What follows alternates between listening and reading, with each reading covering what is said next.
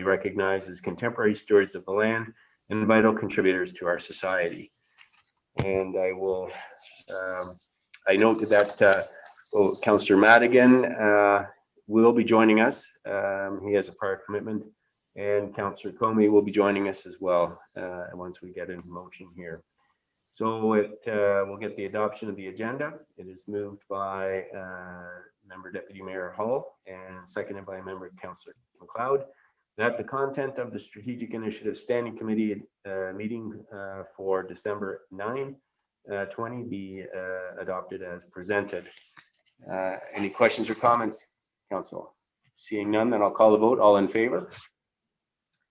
That is carried unanimously. And so today we have, well, before we get to that, are there any declarations of pecuniary interest? Seeing none, if you find your, oh, go ahead, Councillor McLeod. On item 4 in the motion summary that has just come forward, as when this deputation was made to our committee, I will be recusing myself on the item regarding the curling club. Okay. And not only because I won my game this morning. I heard you had to dig yourself out of a hole, though. I did. All right. See, the word gets around. What happens on the sheets gets out there. All right. So with that in mind, then we'll make sure that you you check out before we deal with that item. Are there any other conflicts, Council? Seeing none, if you find yourself in that position, just let us know and the general nature thereof. And so that brings us to item 4.1, which is the budget deliberations. And so I will pass it over to CAO Skinner and Treasurer Switzer for the overview of the draft 2021 budget. Thank you, Your Worship. And if we could just have the presentation pulled up, please. Thank you. As just before Treasurer Switzer dives into talking you through the highlights, I did want to say a couple of quick items myself as CAO. As you're all aware, and many listeners may be aware, the council and the public heard the details of the proposed budget for next year presented last week on Wednesday night at the special Strategic Initiatives Committee. And if anyone was looking for the full details of the budget, they're also posted online with the meeting materials. So the whole 200 pages are available for everyone's reading pleasure. This budget is almost $100 million that council is shepherding and stewarding. It is about a third from taxes, and the rest are from other sources such as fees and user charges. So many of our activities are in fact paid for by those who are appreciating and using them the most.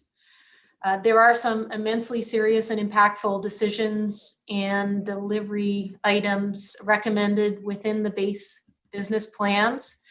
And I can tell you that as CAO, I stay up at night and sometimes during the day in my office. So I think through things like, have we put all the right things in place to make sure that we have excellence in our water treatment?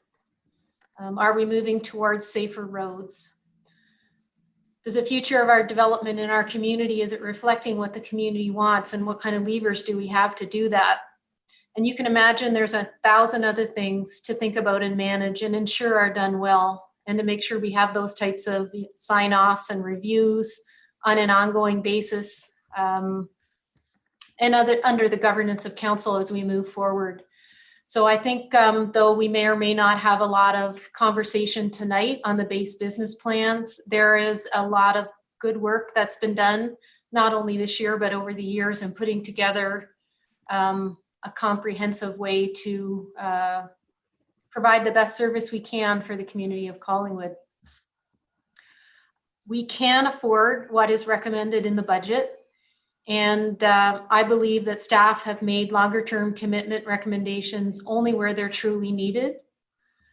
I think that it is responsible to the current COVID situation and the challenges that are very much being faced by our residents and businesses in 2020, and certainly as they will extend into 2021. And I do think it's also responsible to our long-term asset needs, and that we are, to the best of our knowledge, putting away in the recommendations enough funds that we can address our road needs and other needs going forward. I very much look forward to the comments from the public and from council, and the approval to move forward and prepare the final budget at the conclusion of tonight. Thank you very much. And I'll turn it now over to Mike Switzer for a very brief overview of the actual numbers. Thank you, Treasurer Switzer. Thank you, CAO Skinner. Next slide, please. So just a quick overview of what I'm going to be covering in these slides. The purpose of this presentation is to provide the SIC committee and the public with an overview of the proposed 2021 draft budget that was presented at the December 2nd SIC meeting. Following this overview, I will be reviewing the summary results of the public comments received on the draft budget via engage collingwood.ca and the email budget@collingwood.ca. Finally, to receive further public input on the 2021 budget and receive committee direction and resolutions. Next slide, please. So this overview just shows the total amount of expenditure within the proposed budget, considering funds or revenues from all sources. The result for 2021 within this proposed budget is a property tax levy of $35.2 million. Next slide, please. So the scenario presented in the proposed budget conforms to the scenario endorsed by Council in September, which stated that staff develop a budget scenario where the 2021 tax rate is held at the 2020. I'll start over.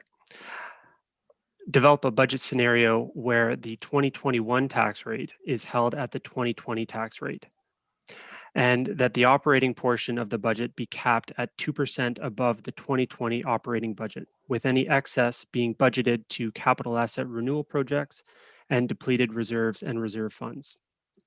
With the scenario presented in this proposed budget, property owners will experience no increase in their total dollars of municipal tax paid compared to 2020. This is a result of the town holding its tax rate at the 2020 rate, and MPAC postponing the 2020 assessment update, which would have impacted property assessments in the 2021 taxation year. The proposed budget caps and the use of the tax levy at 2% over last year's levy will result in $34,611,689.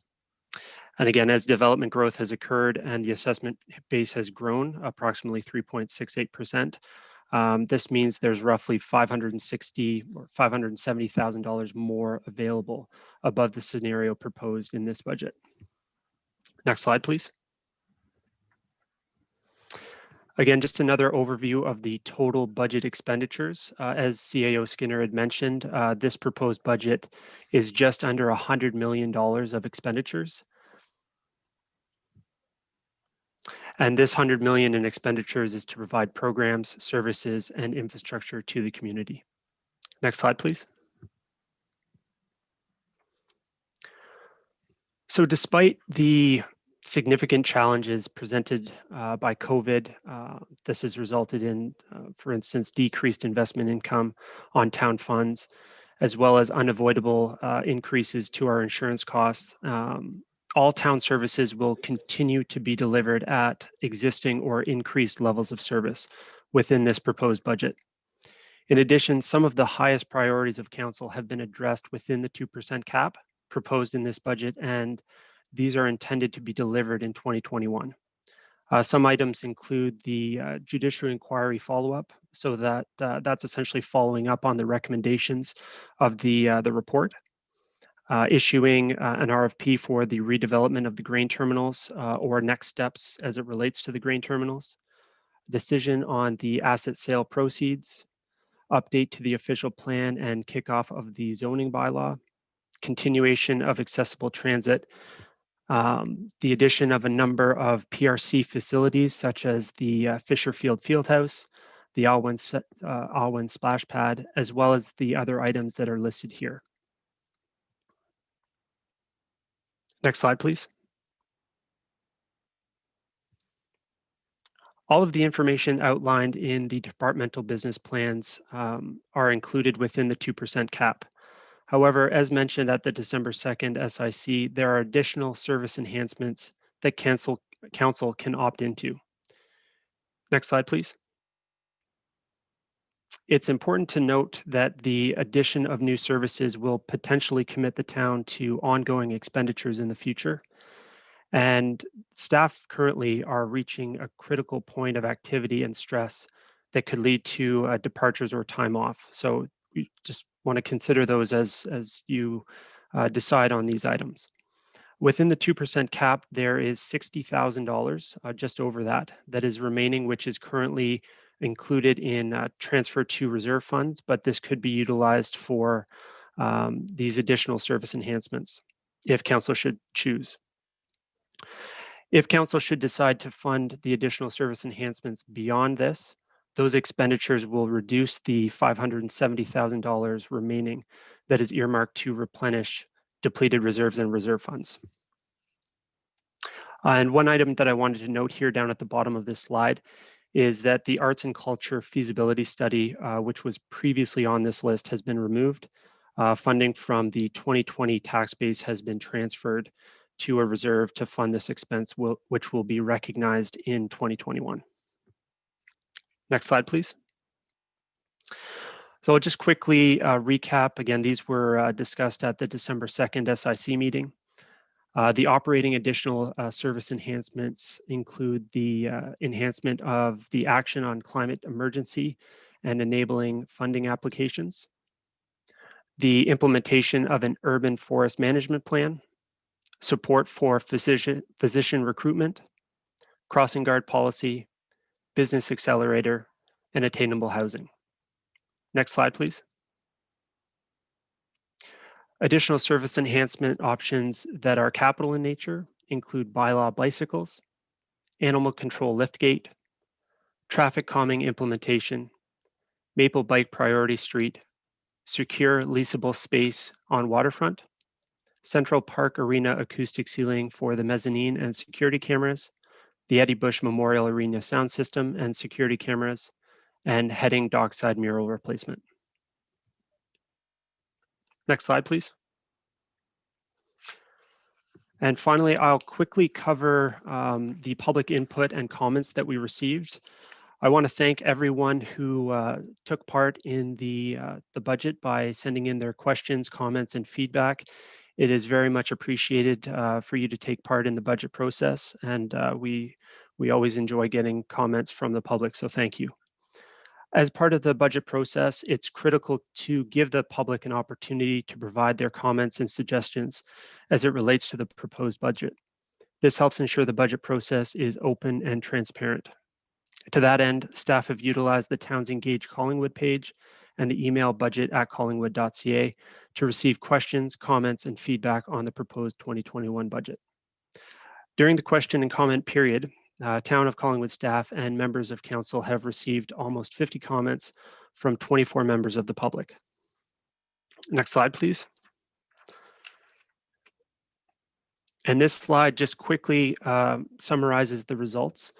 We received, again, a number of comments with various suggestions, but the trends that we noticed were these 5 items. These were the top 5 in order of the number of comments collected. So first is traffic calming.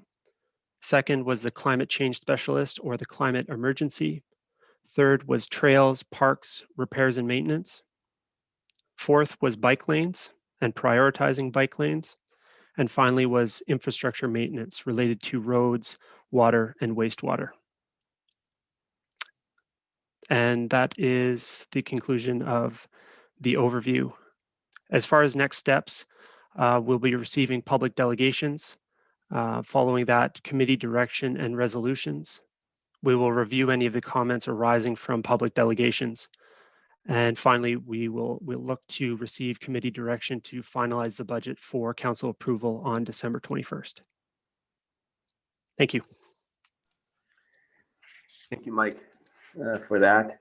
And as Mike indicated, that we're now at 4.13. So we will be looking for public delegations for additional comments from the public about the budget presentation from last week, but also what we have heard so far tonight. So Clerk Almus, do we have some members of the public that would like to address council? Certainly, Your Worship. We do have 2 participants in this meeting. In the process, if you wish to speak and address the committee regarding any of the budget items they're considering this evening, you do have 2 opportunities, one now and one at the end of the meeting. If you wish to speak, please press the feature, raise your hand, and we will unmute you and allow you to address the committee. We do have Murray Knowles wishes to address the committee. Okay, please put him through. All right, so we have unmuted him and he should be able to address the committee. Good evening, Murray. Can you hear us? Yes, I can hear you very well. Can you hear me? I guess is the important part right now. Yes, we can. So the floor is yours and you have 5 minutes. Go ahead, Murray, please. Okay, thanks very much for the opportunity. For those who may be listening, other than the people on the screen here, I am the chair of the Trails and Active Transportation Committee here in town. Just wanted to mention a couple of things, and quite fortunately, they've already been mentioned in the presentation. And the first one, of course, is I did review all the written comments and was actually pleasantly surprised at the number of comments that related to climate, trees, active transportation, trails, traffic calming. I mean, they seem to be a pretty good theme going there. As an active transportation group, you know, you always want to have a few more bucks than you're allocated. But I must admit, there are an awful lot of positives in the budget from what I've seen. Certainly having another engineering technician and another planner is a good news story, I think, as far as getting things accomplished. We're absolutely thrilled to see the Maple Street Quiet Street project there being funded. There are road crossings, there's traffic calming, there's buying bicycles and hopefully adding a couple of seasonal bylaw enforcement people to monitor trails in the parks in the summer months. So all of this stuff, in my opinion, is great news. The one thing I guess I would like to just mention, as a result of COVID-19 and just general interest in trails, the usage on the trails for the couple of spots where we do have an opportunity to compare directly year over year, the usage is up about 50%. I mean, it's a huge increase in usage this year. So one of our main thrusts, I guess, as a group for next year is trying to encourage more visibility, if I could phrase it that way, of the active transportation network, and also to try some new things. So obviously the Maple Street Quiet Street project is one of those new things. And traffic calming will be another one of those fairly new things as well. If I could highlight just a couple of things that are tough to see in the budget because they're probably small enough to be kind of hidden in amongst the operational type costs associated with doing things. One is we really like to make sure that we've got the painting and the signage of our existing bike lanes so that we bring them totally up to standard. Right now, there's just a line on the road and all the appropriate markings and signage just doesn't exist. So we'd really like to make sure that those are in there. The second thing is we have a number of catch basin grates around town that are the old style catch basin grates, which are bicycle catchers if you drive over one the wrong way. We'd really like to see something happen to get some of those changed to the new style and make things a little bit safer for cyclists out there.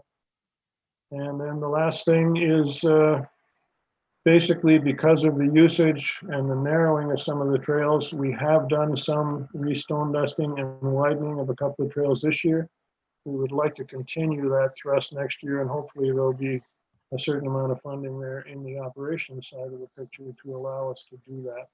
So those are the main things I wanted to mention, and just say one more thing, I guess, as the Trails and Active Transportation Committee, we are more than willing, ready, willing, and able to help in any way that we can to move some of these things forward. So bottom line is you can count on us to be there in your corner.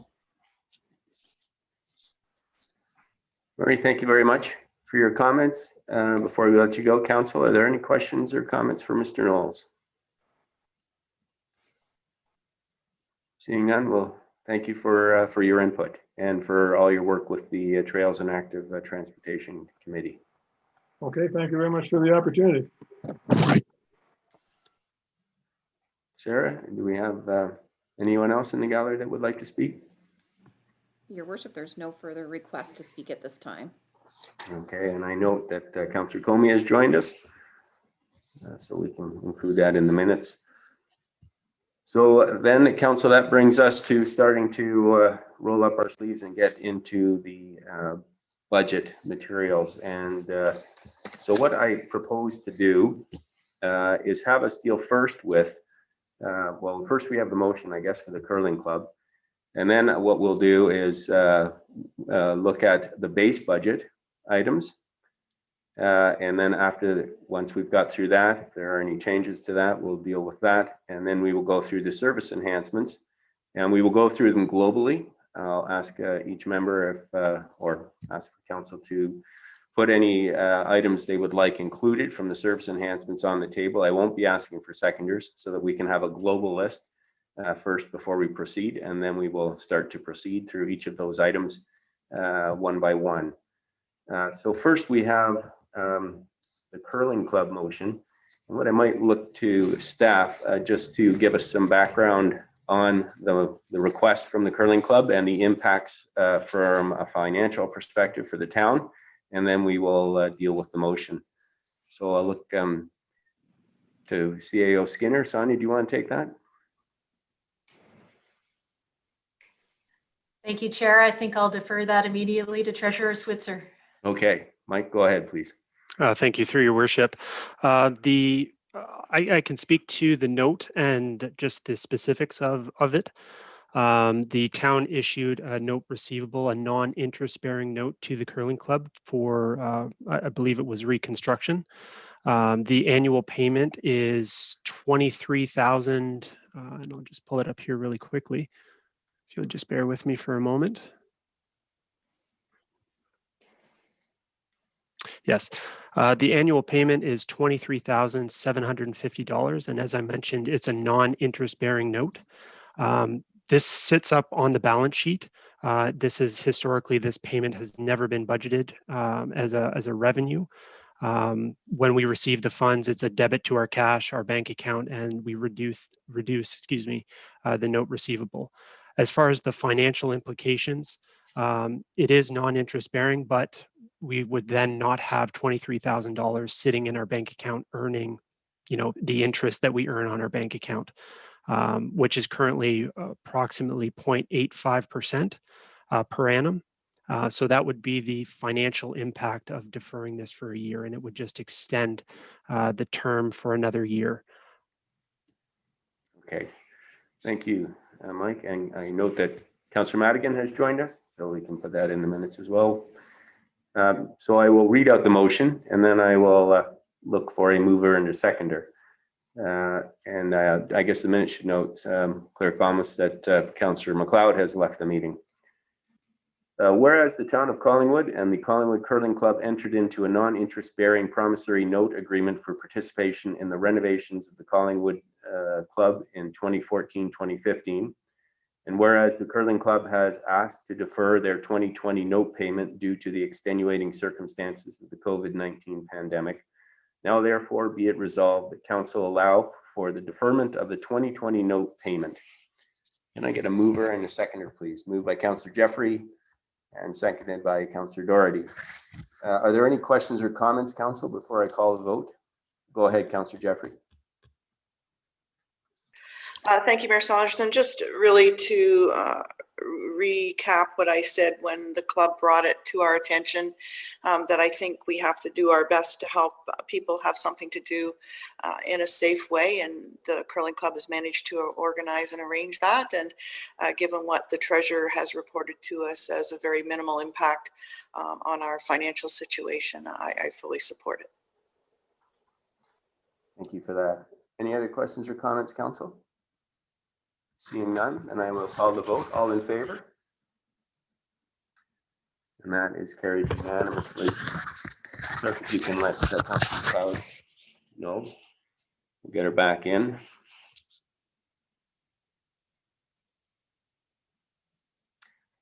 All right, so with that motion behind us, what we need to do now is to deal with the base budget.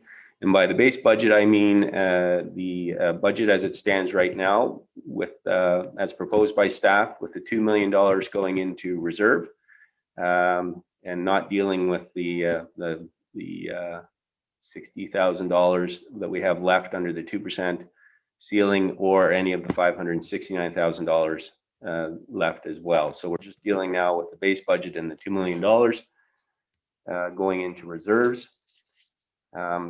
So what I will do is look for a motion, and then I will put it on the floor, and if there are amendments or changes, then we'll deal with those.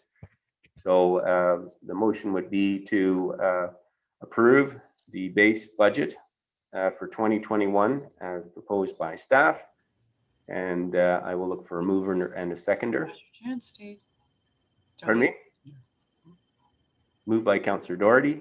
Do I have a seconder to get this on the floor? Councillor Comey, thank you. Okay, so we now have the base budget on the floor. Is there anyone that would like to speak to it? Councillor McLeod. Thank you. Just a point of clarification, please, from the treasurer. It is said that in the paperwork that I've been looking at, that the $35,136,960 includes our capital levy. And I know that there was some quite extensive discussion in 2020 and in 2019's budget discussions about the size of the capital levy, but there's been no mention of it in this budget. And I'm just wondering, are we still at 0.75% on that capital levy? And is there wiggle room for discussing that? Treasurer Switzer. Thank you, Your Worship. I'm just going to quickly confirm. So the special capital levy, the 0.75 was the increase from the prior year. That was the increase to the rate. What we've done this year with the capital levy is similar to the tax rate, is we've held the capital levy rate at the 2020 rate. As a result, again, similar to the tax levy, because our assessment base has grown, the capital levy has grown. So what we have in the base budget is the special capital levy is generating $270,000. And that $270,000 is going in directly to a transfer to our life cycle reserve fund. Follow up, Councillor McLeod. Nope, that was the number that I was looking for. Thank you so much. Okay. Councillor, any other questions or comments? Councillor Berman. Thank you, Mayor Saunderson. So I just want to understand the way that you've laid this out. So I had sent a question to staff that everybody got back in the council Q&A that said that essentially if I wanted to approve the base budget, which I do, and I wanted to approve the 2.6 and change into reserves, which I do, that I wanted to put the caveat that anything picked from the discretionary list would have to be balanced off with money from the base budget. But I think the way you're asking the order of this, once we approve the base budget, that option's off the table. Is that correct? Yeah, I think that is correct, because what we wanted to do was start with the base budget so that we knew the ground that we're starting from, and then to address the 60,000 enhancements. And the way that staff had laid it out was that any additional items on the 60,000 envelope would then start to encroach into the 569,000. So if there are aspects of the base budget that people are unhappy about or want to horse trade, I guess, with other items in the enhancements, then I think this is the time to do that. Okay, I don't have any specific items. It's the concept. So I don't know if I need an amendment or to ask for an amendment, because the response from staff was that I should bring this up early in the discussion. So I don't know the proper wording. I would look maybe through you to the clerk that I love the base budget as it sits, and I love the amount designated for reserves as it sits. I would approve that hands down. So what I want to ask if it's even possible, is an amendment that says that there is, I don't like the term horse trading, but balancing anything that that's discretionary with something that's in the base budget, so that the net numbers that have been presented remain the same. So I guess through you, can I ask for that amendment? And if it is, then I would ask for a vote on it.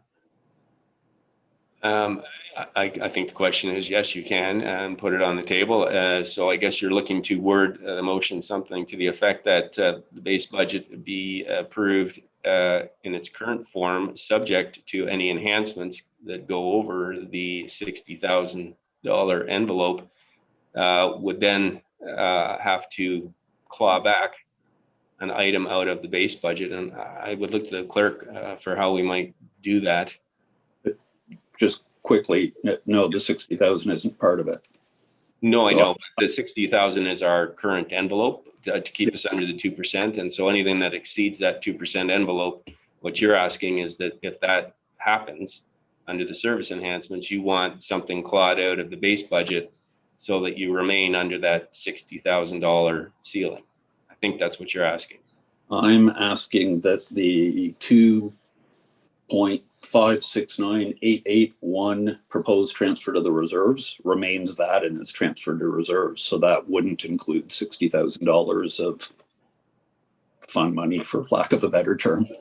No, and I agree with that. But I guess what I'm understanding your in motion is that you're saying that if we spend more than the $60,000 on a service enhancement, you want that balanced out of an existing aspect of the base budget so that you stay within that window. Or are you just saying you want to put a motion on the floor right now to close the door on any enhancement and just put the full 569,000 in reserve? No, but we may be saying the same thing. I want the base budget, which is 0%. I'm happy with that. Right. I like the, and maybe I need clarification from the treasurer. Forget the $60,000. The total amount for reserves is 2.569. Is that correct? And it's separate that you've said that we could spend 60,000 out of that to stay within an envelope. Well, look to the treasurer. My understanding is the base budget is setting aside $2 million for reserves. And then there's another 569,000 Right. that would then be put into reserves as well. But that's not part of the base budget, is my Right. understanding. So I want the 569 in the reserves as well. But there's no $60,000 equation in what I'm asking for. Yes, I understand that. But I guess, just to be clear, if you put that motion on the floor, and what you're saying is that there can be no service enhancements beyond the $60,000. And if that's the motion you want to put on the floor, then you can certainly do that. I don't care what service enhancements are voted for. I'm sorry if I'm not coming through clearly on this, as long as it balances out. So if the will of council is to add something that's $20,000 or $200,000, I'm fine with that, as long as they find the equivalent in the base budget to remove, so that the net numbers stay the same. And I appreciate that. And I thought that's what I was saying initially. We So probably I guess there's two ways to come at this. You can either say no enhancements above the 60,000 window, or if we do have an enhancement above the 60,000, then we have to claw something back out of the base budget, right?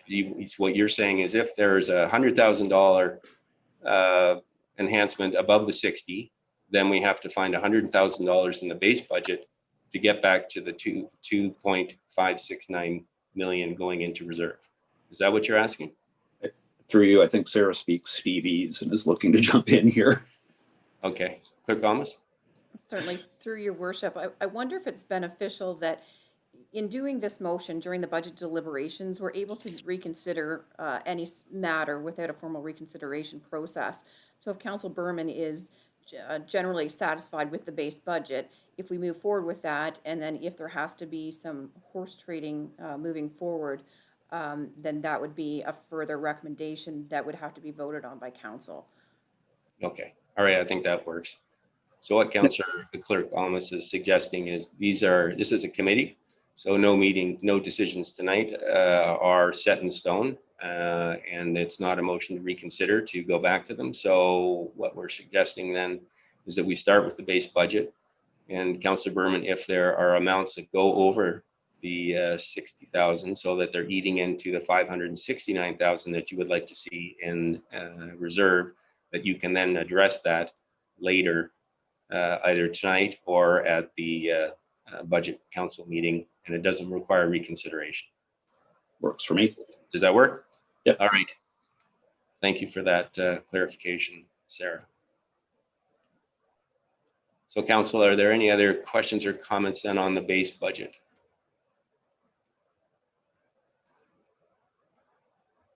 Councillor Hamlin.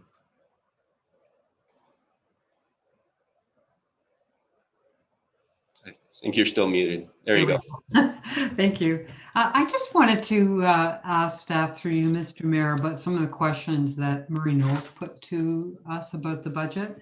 And in particular, he asked if there was any money in the budget, the base budget, for replacing the old catch basin grates and widening some of the trails. And lastly, to put signage for bike lanes and trails and so on the roads. Okay. Mike, are you able to assist, or is Dean or Peggy, Director Slama, who wants to take those questions, or one of them? I'll start with you. Go ahead, Peggy. Thank you, through the mayor. So yes, there has been some money allocated in the department's base budgets that will go towards the line painting, like the bike symbols for the lines, and as well for replacement of the catch basins. So that's been included in some of those allocations that are typically within our department budgets, and that's Parks and Public Works. And I'll let someone from Parks speak to the widening. Thank you. Dean? Your worship, the widening trails is a bit of a complicated answer, but I think what Murray was suggesting is there's money in the budget for restone dusting, the top dressing the trails in order to maintain their thickness and surface, and that is in the budget. Good, thank you. Sonia? Thank you, Your Worship. I did also want to add that one of the things that we have proposed under the staffing plan is to take 4 park staff people who are on part of the year seasonal positions and make it 2 full-time 12-month positions. And one of the justifications for that was that there is a number of things on trails, for example, such as cutting back and widening, that are best done in the shoulder seasons. And I think that would also address some of Murray Knowles' concerns. Mm-hmm. Okay, thank you very much for those answers. Any other questions or comments, council? Just so I can get a clarification from the treasurer. Mike, when we were talking about the base budget, we're talking about the allocations that have been with all the FTEs, or 5.5, I think is the net change there, but also the 2 million going into reserve. So the 569 would be dealt with subsequent to that separately. Is that right? Through your worship, the proposed budget that we brought forward includes 2 million in the base budget and as our unavoidable transfer to our reserves and reserve funds. The proposal within the 2% cap includes everything. And again, you have that $60,000 gap that, you know, what our proposed budget has as far as expenditures to come up to 2% over last year's operating is that 60,000. And then anything over and above that 60,000, which is due to our assessment growth, that's the 569,000. We're proposing that be transferred to our reserves and reserve funds. But if council should decide to go ahead with the additional service enhancements over and above the 60,000, that will deplete that 569,000. Does that sufficiently answer the question? Yes, it is. I guess what I just want to be clear is when we vote on the base budget, is that 569 being included at this point in time, or is it for a subsequent discussion? I just want to make sure we get that clarified so that when we're voting on it, we understand. In other words, by voting on the base budget, is it 2 million that's going in reserve or 2.569 million? Through your worship, I'll defer to CAO Skinner very quickly just to. Okay, thank you. Go ahead, Sonia. Thank you, Chair. As the motion sheet has been presented, the 2 million, as well as anything that's left over from additional service enhancements, have been placed at the end of the motions.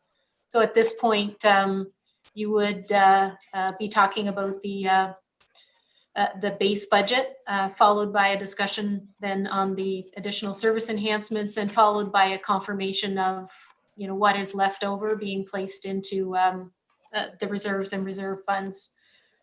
So I believe the motion wording that's been suggested puts the 2 million in that final set of votes. Okay, that's a good that does clarify. Thank you very much. So council, what we're voting on now is the base budget without the allocation of reserve funds at this time. Councillor Jeffrey, go ahead. Thank you, Mayor Saunderson. I have a lot of apprehension with this approach, because I know that we can revisit and do whatever we need, but I think everybody's satisfied because it was our direction to come back with no increase to the property taxes, but there's the numbers within the numbers. And without, like some municipalities have the benefit of a 5-year forecast, we have no indication as to what our decisions being made tonight impact us going forward. And I know that staff are telling us that they're reaching activity levels where they need more staffing, but I've done that a lot of budgets, and if we keep doing the things the way we've always done them, I'm just not confident in this process yet with all of the explanations. I think if there were a way to say that the base budget's where we're starting, and then we do all the other decisions on the other lists and come back and see where we're at and what we have to fix, I think that it's too complicated to try to go back and find things. I think it needs to be a holistic conversation, but that's just my opinion. But I'm not even sure I really want to vote on the base right now. Okay, well then, Councillor, would you like to put a motion on the table to defer it and deal with the enhancements first? Is that what you're thinking? Yes, that's a great solution. Thank you. All right, so we've got a motion from Councillor Jeffrey to defer the base budget decision until after we've dealt with the enhancements. Can I get a seconder for that? Councillor Berman. All right, it is a deferral, so we'll just call the vote directly. All in favor? Any opposed? Duly noted. All right, so with that being said, then we are getting looking at the enhancements, and there is a list that was sent out prior to council tonight with the motions list. And so what I'll do is go around, as I indicated before. I won't be asking for a seconder initially. I'm just going to ask people to put their requests, if they have one, on the table, so that we can get a global idea of the amount of the requests or the items that are being requested. So Councillor McLeod. Thank you. I had a question that I sent in over the course of the week, and I've received a reply that I think might be of some assistance at this time as well. And that is that there's $400 and some odd thousand of modernization money that came to us in 2019 that is sitting in a reserve, which has not been allocated in this budget. And I understand, and I think I remember from the notes I took during the last 2 budgets that we've been part of, that money is does not have a whole lot of strings attached to it. And it might also be available for our use, which may solve the conundrum that I think that we're looking at here, which is that I believe there are some members of this council who would prefer to put as many dollars as is humanly possible into reserves, our vastly depleted reserves. And there are those who want to spend a fair amount on the service enhancements as identified by staff. And I think $488,000 might go some distance to bridging that gap. And I wonder if I could have comment on that from the treasurer or perhaps the CAO. Who would like to take that? Through your worship, I'll discuss it briefly, and if CAO Skinner has additional comments, I'm sure she'll jump in. We did receive a subsequent question, and it looks like Marjorie Leonard also has a comment as well. Okay. I'll quickly speak to there is $488,000 that's estimated to be remaining in that modernization reserve fund at the end of 2020. The projects that are identified that could potentially have been used to fund this through another question that was received by council the majority are within non-tax supported departments. And I believe, and Marjorie Leonard may jump in and comment on this, but the goal with the modernization fund was to use it for larger modernization initiatives for the town that have not taken place yet. Potentially the water, wastewater billing, bringing that in-house would be a potential use for those funds. And I'll defer to Marjorie if she has additional comments regarding this. Thank you. Through you, Your Thanks, Worship. Mike. Go ahead, Marjorie. Through you, Your Worship. Those funds actually are kind of unconditional, but there are specifically 3 areas in which they can be used.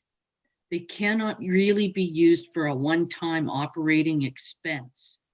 They should or are basically designated for some sort of a long-term project that provides sustainability and a service enhancement within the community.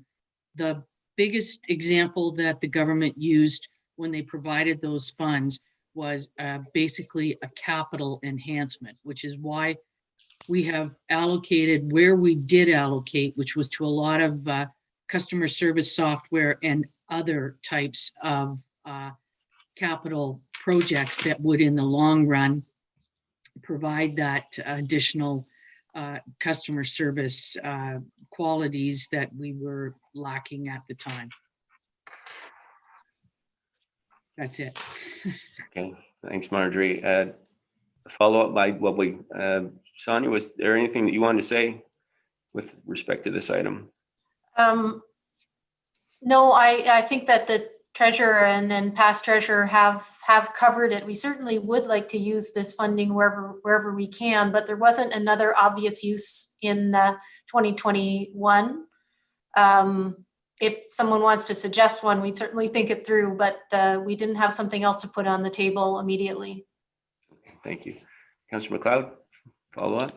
Yes, thank you. And so would enhancing action on the climate emergency and enable funding applications at $50,000 a year for a 3-year pilot project not be the very definition of modernization, since climate change is such a modern emergency?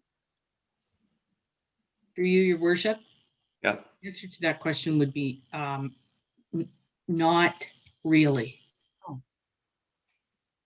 According to the letter that we did receive, they were specific, and that would not necessarily fall within the types of definitions. Plus, after subsequent to receiving that letter, I did receive a couple of calls actually from the government, and they were asking exactly what we had intended or which direction we were going to spend those funds on. And basically what you received in the staff report regarding the allocation of those modernization funds is what the government thinks that we're going to be spending it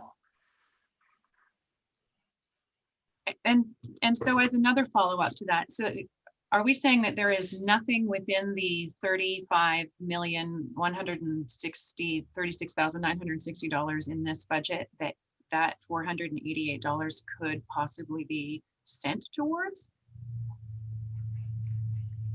Through Capital project. Thank you. Sorry. Through you, Your Worship, a capital project that would provide a long-term service enhancement. Okay, thank you.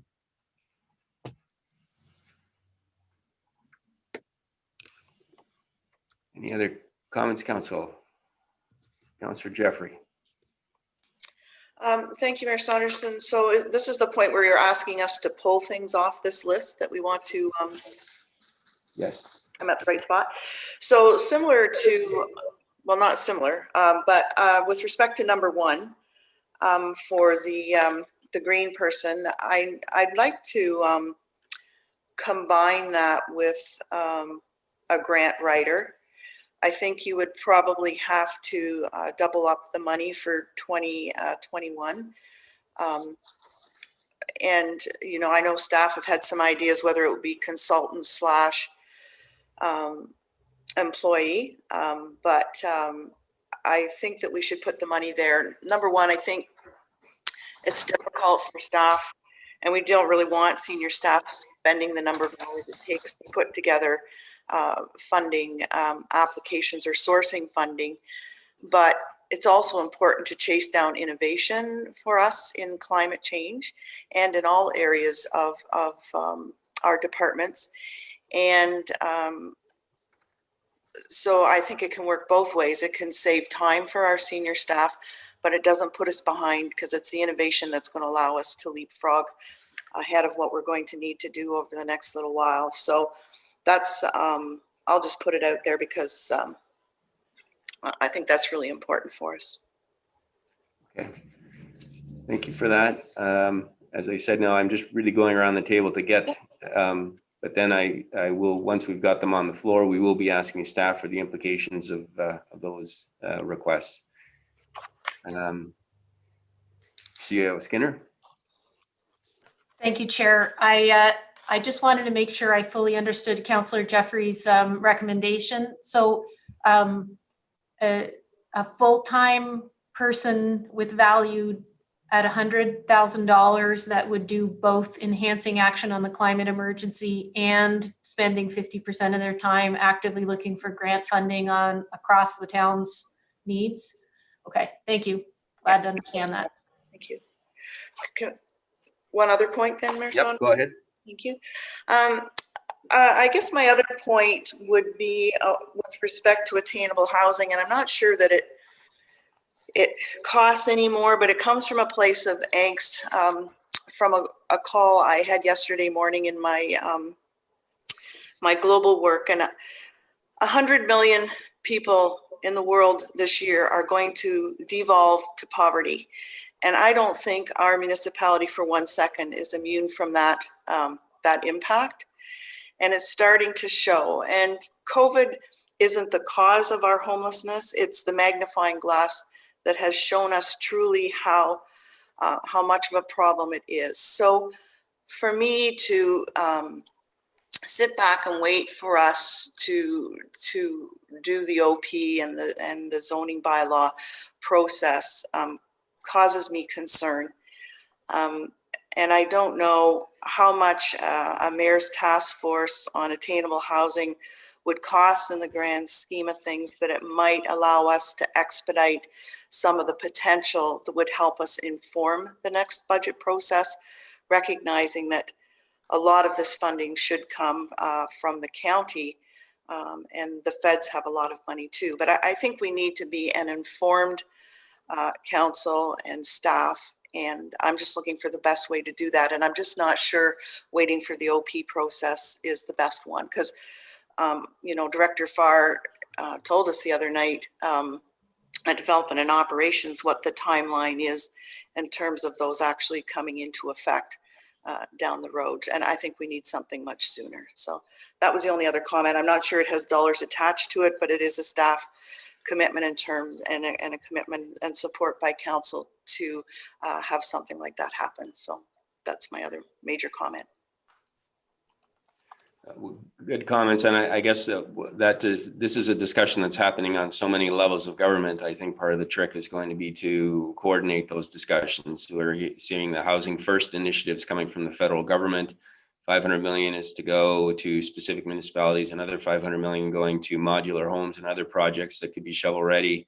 I participated in a session last week through Kalilia talking about the modular projects, and we have been approached by a couple of developers with proposals. So it is a very big discussion, and one that I think is going on many levels.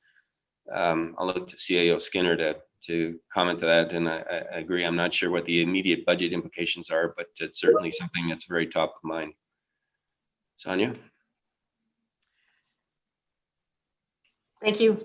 Your Worship, and through you to Councillor Jeffrey and the rest of council. I think that the comments are good. My only concern in moving forward quickly on attainable housing is that we're realistic about what we plan to achieve. That we recognize that it's not a mandate, a typical mandate for a local level of government. That doesn't mean that we don't have levers we can use, or that we are not the ones who are closest to the issue, because we certainly are the ones that are closest to the issue. One of the things that I have noted in some of the supporting material is that I believe under the UN Habitat Collingwood World Summit activities that we should aggressively seek external funding as well for potentially a pilot project in Collingwood related to attainable housing, and that if we were successful there to get, I would hope 200,000 or more, that would be a good start on having the right people to do this work. And I await, council's direction on whether a mayor's task force, potentially with some minor support from staff under the current the current resources, would be helpful in the short term. And we'll watch the proceedings tonight to see how that unfolds. Thank you. Councillor Hamlin. Hi, thank you, Mr. Mayor.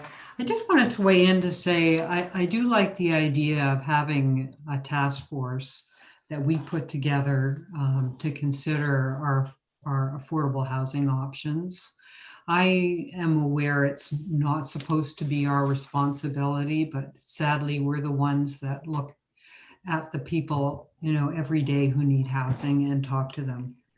I am aware that there will be, if the federal government continues on how it's talking right now, lots of money coming forward once COVID's behind us for infrastructure needs. And so I'm expecting, although I guess we'll just see, that some of that might be for affordable housing. And so I feel we should be ready in some fashion to take advantage of it. And if we haven't begun the discussion, we'll be racing to catch up. I just would like to tie that back into Councillor Jeffrey's suggestion that we, instead of spending 50,000, spend 100,000 on a full-time person who would do climate emergency and look after funding applications.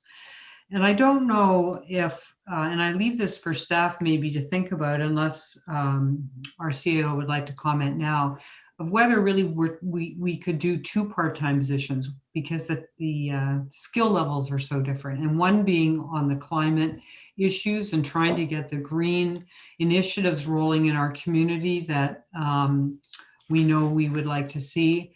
And the other person would be writing these grants, but also be able to chair our housing task force. And look after infrastructure grants and so on. So I just wanted to put that thought on the table. Thank you. Thank you. So really, again, what I was thinking we do here is just have individuals, council members, if you have specific items in the enhancements you're looking at, to identify those now, so that we get a global kind of idea of what we're looking at. And then I'll go around the table and we'll put each on specifically with a mover and a seconder and have discussions at that point. I just was hoping we could get kind of a global idea of what enhancements are important to people, and then we would start the discussions from there. So Councillor Jeffrey has identified the climate emergency individual and raised the issue of a task force on housing. Other items, Councillor Hamlin. So I'll just read them out by the numbers, I guess, on the motion sheet. So number 1, the climate emergency. Number 3, physician recruitment. Number 5, business accelerator. 6, attainable housing. 7, bicycle bylaws. 9, traffic calming implementation. 10, Maple Bike Priority Street. and 11 secure leasable spaces on the waterfront. And lastly, number 14, the mural replacement. Thank you. I've got, Councillor Hamlin, from you, I got 1, 3, 5, 6, 7, 11, and 14. I think I might have missed one in between. 10. 10. Okay, thank you. Thank you. Councillor McLeod?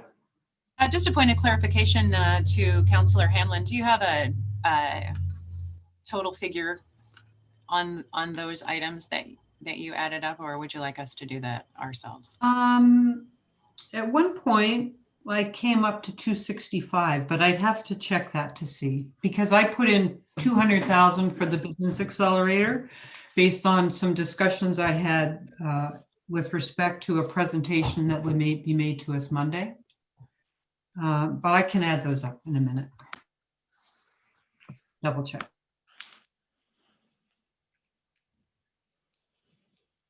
Council, anyone else with items? Councillor Comey? Thank you. Can you hear me? Can you guys hear me? Okay, Yes. thanks. Sorry, I didn't have time to set up my headset before I got on. Thank you very much. I'd like to offer some comment on item 1, which is, of course, the climate emergency specialist. And with regard to that, it's going to tie into my second point. Mike, I'm happy to support the idea of it, but it ties me into we get ideas and then we get implementation. So in our base budget, year after year, we've had a lot of green initiatives, including LED lights replacements, our tree planting. But the idea is, just because we hire a green specialist doesn't mean that they're going to be able to run around implementing things until we have an understanding from our council that we're going to be willing to implement the ideas they come back with. They're not all going to be $0 ideas. So I would also pick up on the thread Councillor Hamlin planted, that I would be more inclined to think this person, the priority is in their scientific background and not so much in their grant writing ability, which I also feel is a completely different skill set. But such a person might exist, and that would be brilliant and amazing. But if I'm going to be in favor of this, I'm in favor of the original idea, which is that their background and expertise is in the environmental rationale and less so in their grant writing ability. That could potentially be subbed out. But speaking of implementation, item 9, the traffic calming, is exactly that. Our town is going to need some money in order to make use of the traffic calming study that comes along. And I'm very comfortable with the idea that our residents want to see us conduct studies and then have the funds to implement the ideas that are necessary. So I'd really just like to focus on number 9 at this time and say that in particular has my full support. Thank you. Thank you. Councillor Berman? Oh, thank you, Mayor Saunderson. Just number 1, and can I just get a clarification, probably through the treasurer, but I'll leave that up to you. Councillor McLeod's idea about using the modernization money, I remember we had this discussion similar last year because it was a bit of a gray area and even different municipalities had different interpretations of the discussion. So my question really is, I guess in this case, is Councillor McLeod being told, no, you can't table it, or simply that we would recommend that you didn't table it? And that's all. Just to follow up for that. All right, so I don't know which staff member wants to take that. We're looking for clarification as to whether it's precluded or was it just not within staff's consideration of the use of those funds. For your worship, I believe we were just not recommending at this point that it be used for any of the projects within the 2021 budget. So it's a recommendation, Councillor Berman. Thank you. Council, any other requests? Councillor Doherty, go ahead. Thank you, Worship. So I do have a number of them. The first one being the climate emergency staffer or Green Initiative staffer, and how that plays out in terms of how it might fit as a half-time position with another department. I would leave that for staff to figure out. It actually seems to me that if they had the ability and the expertise to do grant writing, that they would be well placed, because so much of this today is based on grants from 2 and sometimes 3 level of government if we included the county. So definitely that. And shall I just run through the rest of them for you then? Certainly, go ahead. Okay, so the physician recruitment item, the crossing guard policy, the the bylaw bicycles. To me, this is at such a small investment. It just pays off at so many levels in terms of better surveillance on our trails, more nimble bylaw staff, reduction in the use of vehicles, and certainly as an example to the rest of our community and to folks visiting our community, it just works. The animal control lift gate, this, although it was put in as a non-essential or potential enhancement, just seems to me from a safety standpoint that we should be considering this kind of investment. Traffic calming and the Maple Bike Priority Street project. However, that said, I have 2 questions about both of those, because we're noting here that they are in whole or in part funded with non-tax revenues. So 35,000 as an example being allocated from DCs for the traffic calming, and 88,000 being entirely fundable through federal gas tax. So if this is not a tax supported item, I think it's misleading if we're adding it to the total cost of the overall budget. And finally, the Eddie Bush Memorial Sound system. This is an item that's gone by the wayside for 2 or 3 years now. And now that we have a home junior A team, it seems to me that it is time to start making our facility look like a more professional facility. And I'm sure that that will benefit us down the road in terms of increased usership and increased ticket sales. And finally, the heading dockside mural replacement. This is another project that's been put off a couple of years now. And in the scheme of things, it's not a huge investment. It's certainly consistent with what our residents tell us in terms of their value for the arts in the community-based strategic plan. So if you need a sum of that, it's rounded off 460,000 for all. However, if we can agree that because 2 items, the traffic calming and the Maple Street, would not be tax supported, then that's immediately $110,000 off of that cost. Okay, well, I'll look to for clarification on the non-tax supported item parts or portions of items 9 and 10. Through your worship, to Councillor Doherty, that's correct. Those 2 items are not tax supported. and let me just clarify that the 88 would be funded from federal gas tax, and 35,000 of the 145 would be funded from DCs. The reason that we wanted to put these on here is even though it is not necessarily funded from tax, there is a capacity issue, and adding capacity to departments for these projects is something that we wanted to, is why these weren't included in the base proposed budget. Thanks, Mike, for that. And just before we leave these points, on item 13, I will be declaring a conflict on that. I sit on the Collingwood Blues board, so I will be recusing myself from that item. Deputy Mayor, had your card up. Thank you. I just want to make a brief comment specific to source of revenues. And this is not a comment to any of the items, the 14 items that are on the list. But,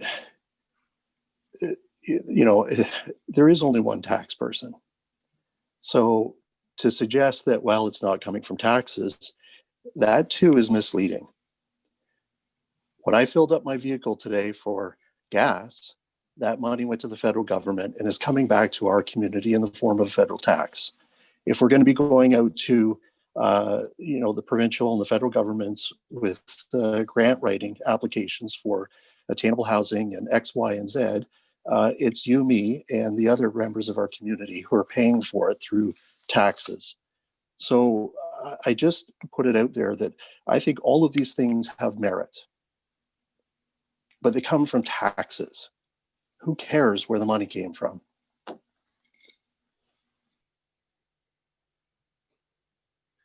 Thank you, Deputy Mayor. Councillor Hamel, I'm just going to hold off until I give those that haven't yet spoken an opportunity, and then I'll come to you. Is there anyone who hasn't yet spoken about items that has a few they'd like to add? All right, seeing none, Councillor Hamel, go ahead. Thank you, Mr. Mayor. Through you, I wanted to ask staff a question as a follow-up to Deputy Mayor Hall's observations about the gas tax. So the federal gas tax money, I just want to confirm that we get that money as every municipality does, and that also my understanding was that it's restricted in our use of it to transportation and active transportation uses. I'll look for someone to comment on that. My understanding is you get gas tax monies if you have transportation programs funding public transportation, which we do. So not all municipalities get it, but who would like to address that from staff? Mike? Through your worship, that is correct. It is the funding is only eligible for specific active transportation or transportation related expenditures. And we'd be able to provide details of that. I just need to go and gather that information. I don't have it off the top of my head, unfortunately. No, that's okay. I just wanted to make sure that I understood it was supposed to be used for that purpose. Thank you. Councillor Doherty? Thank you, Your Worship. If I could, I'd also like to speak to the Deputy Mayor's comments. I think there's a difference here between, yes, it is all tax. It all came from tax, but there is a difference between taxes that we are proposing to place on our residents on a go-forward basis, and taxes that have already been collected and are sitting in a reserve at some level of government, or even at this level of government, to be used. And so to me, there is quite a distinction between those two. Thanks. Okay, thank you. Councillor Comey. Thank you, Mr. Mayor. Through you to the Treasurer then, on the subject of the federal gas tax, could you please clarify? So let's say item 10, the Maple Bike Street priority didn't get approved this evening. Could Treasurer Switzer kindly explain where that funds would go? Can it go to anything? I understand there's a list, it's restricted in its use, But what happens if Maple Street doesn't go through tonight, please, to those funds? Through you, Mr. Mayor. I think they'd remain in the reserve. Go ahead, Mike. Through your worship, that's correct. If the decision was not to go ahead with the Maple Bike priority streets, those funds would sit within the obligatory federal gas tax reserve fund. For those unique purposes, as you previously described, not for any reason whatsoever, it has to fit the mandate of the gas tax reserve. Is that correct? So there's the federal, through your worship, the federal gas tax has a list of eligible projects that those federal gas tax funds can be used for. That's why it sits in an obligatory reserve fund. So if a project meets the eligibility criteria, then funds from the obligatory federal gas tax reserve fund can be transferred to fund those eligible projects. Okay, and then one more clarification through you, Mr. Mayor. So if it doesn't get approved tonight, that money just gonna sit there until someone can figure out what to do with it. Is that correct? Well, I think it sits there for an eligible project like a bus conversion to electric or any other type of transportation related expense. Through your worship, that is correct. But we don't have any of those things targeted right now. This is what's been selected to use those funds on. This is the only item on this budget, yes. Okay, so it gets spent or it sits. Yes. Okay, thank you. All right. So unless there are other items that people would like to add, we're going to start to work our way through the list. And as I indicated, I will put the item on the floor with the individual who raised it. We'll look for a seconder, and then there will be a discussion about each item. Item 1 is the enhance action on climate and emergency and enable funding applications. This has come up through a number of council members, but it has come up with some changes to it. And so I would look to Clerk Almas as to how best to address this. Will I put the initial item as identified by staff, and then amendments can be placed on the floor? Is that the best way to do this? I would agree with that process, Your Worship. Okay, thank you. So enhance action on climate emergency was raised with some changes by Councillor Jeffrey. So I think what I'll do, Councillor Jeffrey, is look for a mover who didn't have changes to it, and then you can put your motion to amend on the floor. Okay. So Councillor Berman, you had put it on the floor in its current state. I will look for a seconder for that, and I got Councillor Doherty, and then I'll open the floor for discussion and any potential amendments. Councillor Jeffrey. Thank you, Mayor Saunderson. So I would like to amend the base budget to add up to $110,000 for climate emergency person and grant writing, be it in one person or be it in two, however staff decide to use that envelope. All right, I will look for a seconder for that, and then I will ask staff to comment. Councillor Hamlin has seconded. CAO Skinner, do you want to comment on the impacts of the proposed change? Thank you, Your Worship. I have no concerns with the motion and the amended motion. I think that should council wish to proceed with a grant writing person, I do believe that we would be able to achieve grants that were equal to that salary within the scope of grants that are currently available. And I do appreciate the flexibility to take a second look at this and decide if the skills work out best, whether we advertise one half-time job for the scientist climate related position, and or another two half-time positions are all in one body. We'd like to just take a look at that. But if you allocate the funding, we would be able to do that subsequent to the budget decision. Thank you. Thank you. Okay, Council, any questions or comments on this amendment that we're dealing with now? Councillor Hamlin and then Councillor Madigan. Through you, Mr. Mayor, I wanted to ask CAO Skinner if it complicates things by asking staff to consider the grant writing person as also someone who could help with an affordable housing initiative. CAO? Thank you, Councillor Hamlin, and through the mayor to you. I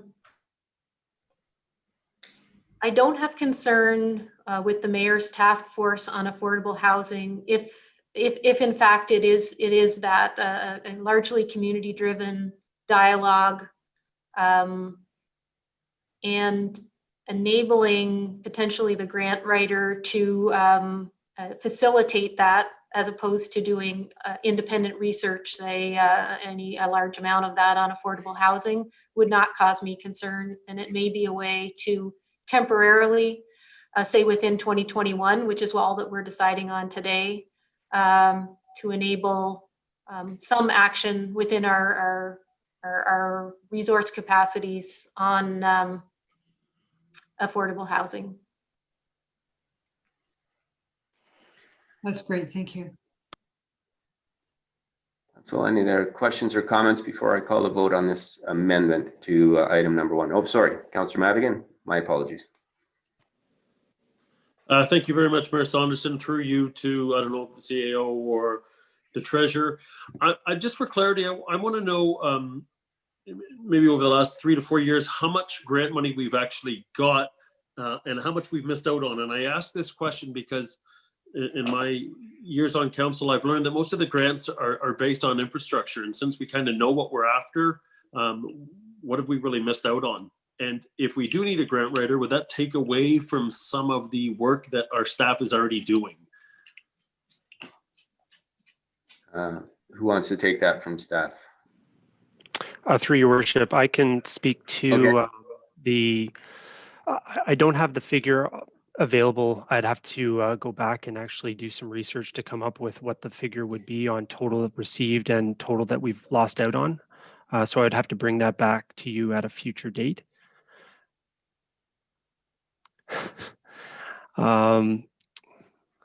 Excuse me for a moment.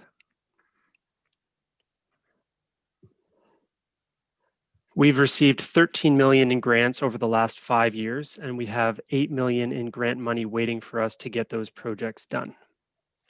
As far as grant money that we've lost out on, again, I would have to go back and do some digging to come up with that figure. As far as that potentially taking away from existing staff work, we do have staff who are responsible for across multiple departments who apply for grants. So potentially, if this were to consolidate that, it could potentially take away from the applications that the staff do in those departments.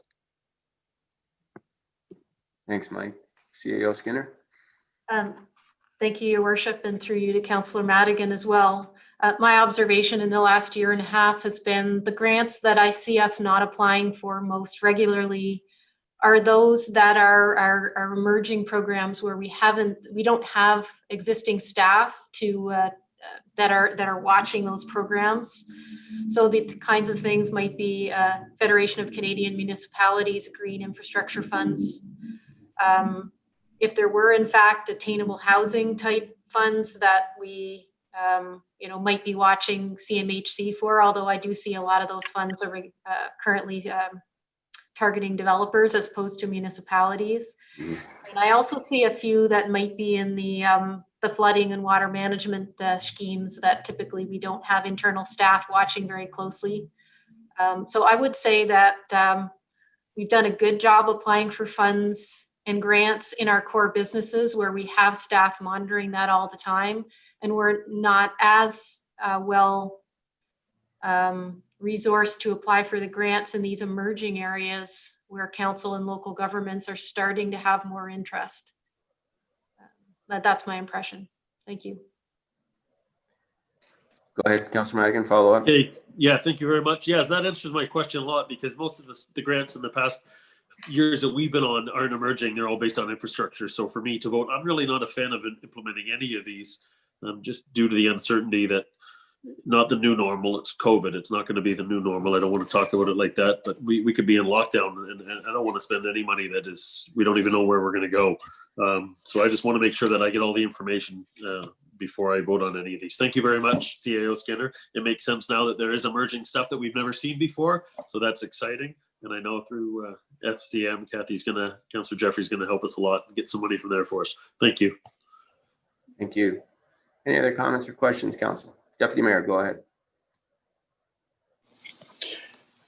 Thank you, Mayor Saunderson. I likely will support this simply because I don't want to see it defeated.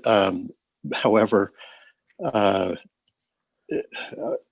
think that the position, frankly, should be full-time, and I don't think that 50,000 is appropriate. I read online a comment the other day, and the comment, I'm paraphrasing, was something to the effect that the municipality shouldn't be involved in green initiatives, that this is a federal and provincial responsibility. And quite frankly, with the exception of maybe a few initiatives, the last true resounding success from an environmental standpoint, from a federal perspective, in my opinion, was championed by Prime Minister Brian Mulroney and then President Ronald Reagan as it relates to acid rain. My point being is the federal government has had their opportunity. So has the province.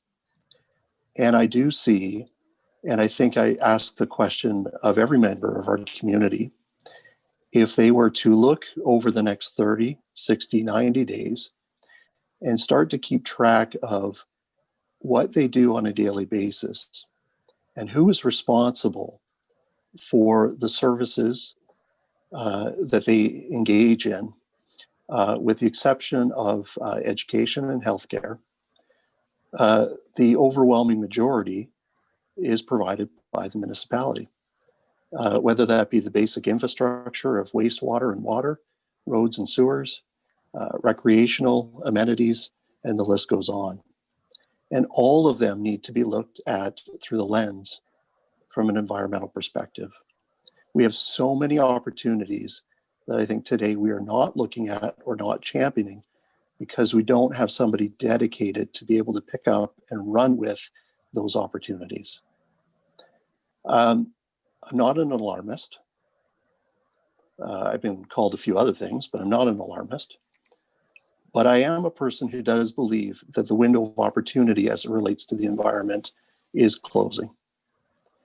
And I do believe, as I've just stated, the federal government and the province have had their opportunity.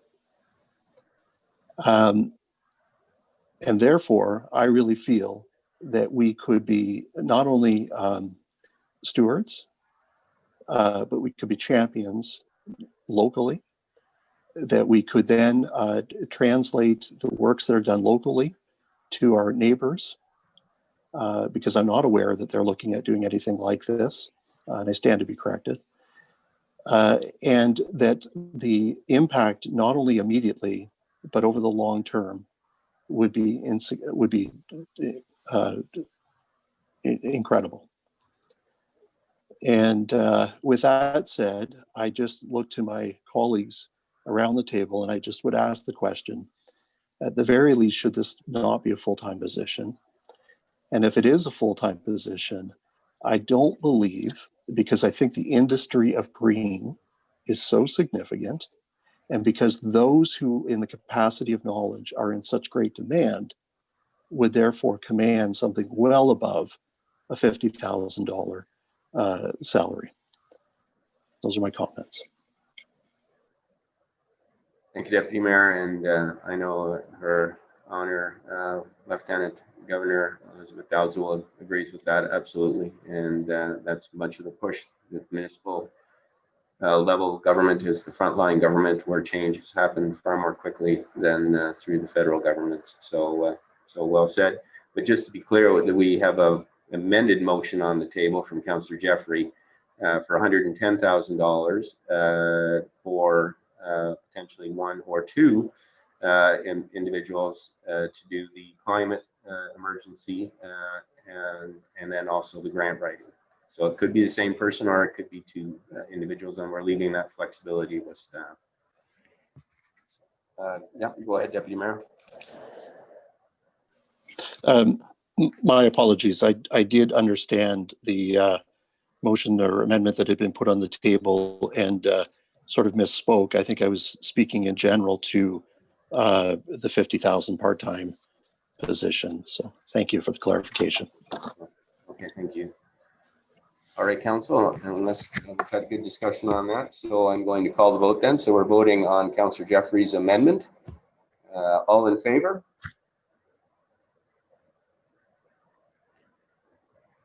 Any opposed? Okay, duly noted. I'll look to the clerk because Councillor Jeffrey's motion or amendment really completely it just overrode the initial one. I don't think we need to deal with the initial motion. Okay, thank you for that. So the next item that was then raised was item number 3, which is support for physician recruitment, and that was moved by Councillor Hamlin. And I believe Councillor Doherty, you raised that as well. So, so if you two are content to move and second it, we now have that one on the floor. And maybe what I might do is just ask staff to comment, and then we'll open the floor to questions. Thank you, Your Worship. I think I would like to comment, but I actually have a question of my own before I comment. There was an initial request, there is a current request from the committee for $25,000, which would support a recruitment consultant. And staff had suggested a lower amount of 5,000. I just wanted to confirm, first off, it is the 25,000 that's been moved. Councillor Hamlin? Yes, that's right. The 5,000 had been initially discussed when we thought we might need to hire someone to advance our case at the ministry to lift the restriction on us having more physicians in this area.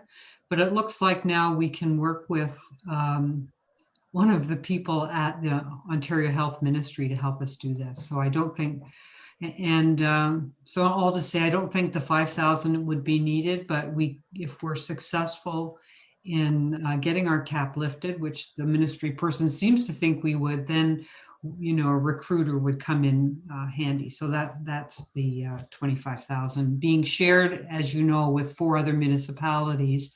The total amount estimated for 2021 is 100,000. We have 4 municipalities abutting us who are committing, we're seeking commitment from to fund. There may be a 5th municipality as well, so the amount is possibly dropping, but that hasn't been confirmed. Thank you.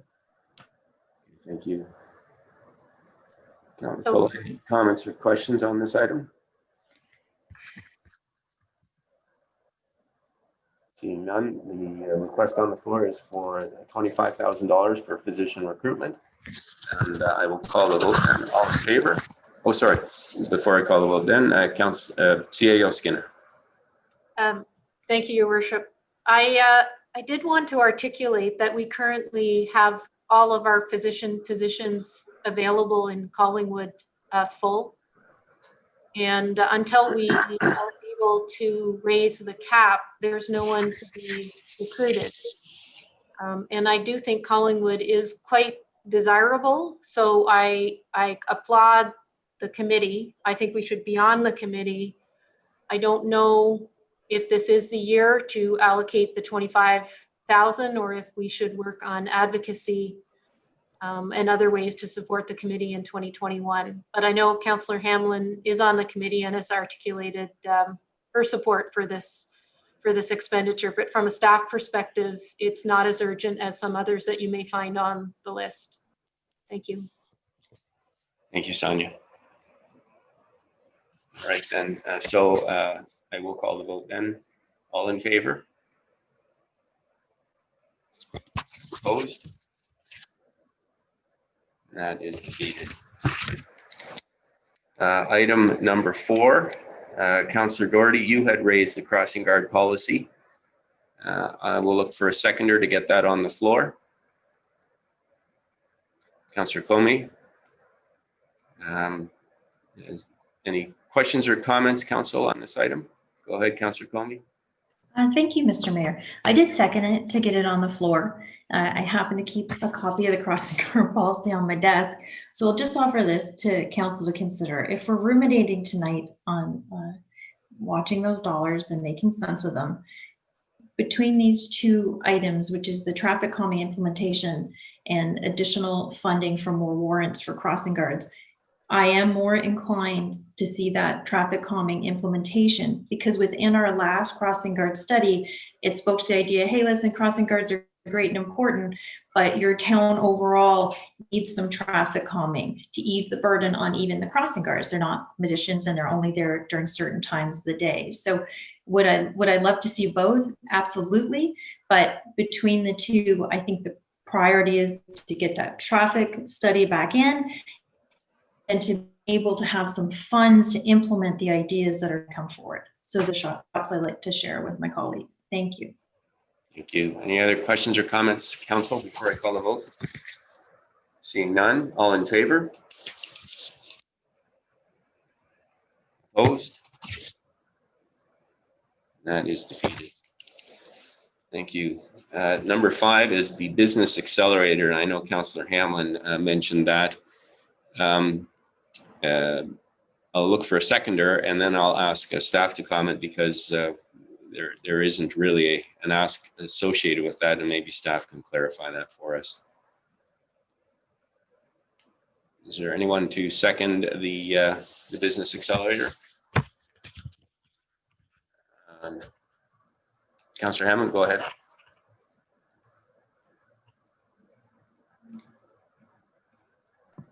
Okay, sorry, my computer. There's nothing really to vote on because we don't have an amount. It says to be determined. So, you know, what can we vote on? We can't. But I don't really know how to handle this matter. It's listed there. I know it's an important thing for our business community. I really look for some staff direction on this. Yeah, I agree with that, and it is an important initiative, but I wanted to get it on the floor because we wouldn't have it on the list. I'm gathering it's going to have staff implications and other implications on our at Town Hall. So CAO, maybe you can comment on that. Thank you, Mayor, Your Worship, and through you to Councillor Hamlin and the rest of council. I have seen the draft Business Accelerator report. It is not in its final state to be brought forward. I think the earliest you would receive it is the 21st of December. I know that Director Farr and Director Ridlow, along with some other folks such as Jillian Farley, have been working hard on it. And overall, there's a number of implications that will be presented to you on that date. I think given the timing, myself, it is difficult to vote on it today. When we originally put it in this list, I had thought that we may be able to get the report in front of you right now, but it was not quite ready. The costs are in the range of, you know, over 100,000 and up, and it would depend upon, I think, potentially collaboration with other municipalities, because it is a very broad set of services that are important to businesses throughout Collingwood and beyond. So I would suggest it would be difficult to vote on this today, given that we you know, can't provide you with the information I think you'd need to make a good decision, and that all our alternatives would include things like in-year funding should any become available, and or asset sale proceeds if you were convinced that type of investment would fit in that envelope when you look at that in 2021. Okay, well, based then on that information, we will take that off the agenda for tonight, and we will come back and revisit it after we've received the staff report, and I guess we will be looking at funding alternatives at that point in time. Councillor Hamlin. Just wanted to add lastly that I understand that, you know, Well, anyway, what I had understood is we would get a presentation Monday, but the CAO's information may be more updated than mine. I'm so hoping that we get it before we finish our budget discussions, because I understand there's a very limited time offer. The federal government's made funds available, but it'll be dependent on us also participating. And also that if we don't participate, it might go to a different municipality. So to my mind, it's something that we'll have to deal with. And anyway, all I can say, because it's not in my hands, is that I hope we have the opportunity to see it. And that this matter, although we can't vote on it tonight, I would ask if we could somehow keep it alive until our last budget vote on this. We'll take that into consideration. We have heard from CAO Skinner that there may be other alternative funding options. So we'll certainly see on the timing. And I think everyone recognizes this is an important opportunity for our community. And it was identified with the Economic Support and Recovery Task Force, as well as the Community Investment Fund. So it is certainly very much in the headlights here. So we will then go to attainable housing. Item 6 was identified by both Councillor Jeffrey and Councillor Hamlin. There is not an allotment in the budget. So what I might do is ask CAO Skinner to comment on that, and then we will look at how we can address this in the context of a budget discussion. Sonia? Thank you, Your Worship. The way that I had understood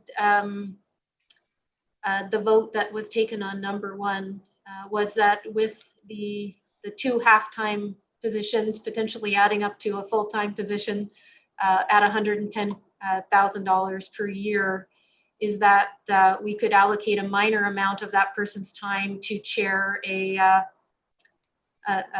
public task force. And that was what I had taken from the I had assumed from the vote that was taken on item number 1. However, it would be useful to me to clarify if that was what council would like to move forward with here. Thank you. Okay, thank you, Sonia and Councillor Jeffrey. It was your amended motion, so perhaps we'll start with you. Thank you, Mayor Saunderson. So that helps. I think what I wanted was the acknowledgement in terms of if there was no dollars to be added other than what we've already done through that first or 1 or 2 positions, that staff acknowledged the support that the task force would need. And I think I'm hearing that. So I think from a budget perspective, the commentary is enough. I just like it reflected in the notes that staff will be supporting the task force. I guess in the absence of actually passed a motion or resolution to strike the task force, I guess that's something that will have to be done. And at that point in time, I don't know whether it would come through a staff report. We could look at the options or what that task force might look at, as well as the terms of reference. So I think there's additional legwork to be done, and that would come forward, I think, outside the budgeting process. So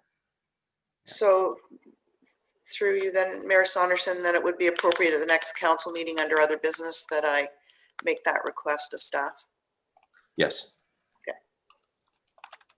Thank you. Okay, thank you. Councillor Hamlin. I also wanted to say under this attainable housing item that I liked what I heard CAO Skinner say earlier in the meeting, that perhaps funding could be pursued through the UN pilot project. I thought, with that in mind and the person we're hoping to hire to help with a task force, I'm content with having no further funds attributed to this. Thank you. All right, and certainly discussions with the UN Habitat and Urban Economy Forum about the pilot projects is ongoing, and will be the subject, I think, of a report coming back to council. Deputy Mayor, and then Councillor Doherty. Through you to staff, has there been any indication as to what dollars are available through this UN initiative? CAO Skinner. Thank you, Your Worship. through you to Deputy Mayor Hall. There has not. We originally thought that there may be funding pots that were immediately available. And the way it's been explained to us through the governance more recently is that there's a number of folks who are more of and these are my words, an activation committee. And at the national or international level, there's about 26 people from connected with the UN that are steering the overall set of projects, which includes the Collingwood Habitat and Towns piece. And at our own local steering committee, our informal conversation during our last meeting led us to conclude that potentially being able to use the endorsements of those folks and the profile of the UN Habitat work may be more useful in applying for funds from many sources than getting funds directly from the UN Habitat sources. So I'm not precluding that we ever will, but it's not clear that that would come directly from the UN. Any follow-up, Deputy Mayor? Well, I assume that others know because the notification went out this afternoon. We'll be going in camera, I believe, Monday night for an update on housing. And at that time, I anticipate I'll put a couple of motions forward. I'll be honest, I feel somewhat gutted tonight, and I'll speak to it at that point. Thank you. Thank you. Councillor Doherty, I think you had your card up. Yes, I did. Thank you. Really, I was viewing this item similarly to the accelerator without having a dollar figure to vote on. Notwithstanding the fact that I know that staff are supportive and members of this council are very supportive, that maybe we could remove this item from this discussion tonight. Well, I don't think we'll remove it. I think we've got some direction, and we're going to have potentially a notice of motion put on the floor to start look at a task force. So I think the discussion tonight has been helpful. And from item number 1, there is some potential for grant opportunities. So I think while we're not voting on assigning staff dollars to it right now, it's definitely an item that's in the key and in our headlights and will be dealt with. So so tonight we're not actually voting to assign any funds to it, but I think we're certainly have a go forward idea in terms of a task force and ways that we can get some direction from the task force as well as from a potential grant opportunities. So there's a lot in the works. Thank you. So that brings us then to item 7, which is the bylaw bicycles. And Councillor Doherty, you raised that. So I will look for a seconder on this item, and I see Councillor Homey. So I would just, I'm going to look first to staff just to talk about the item, and then I see your card up, Councillor McLeod.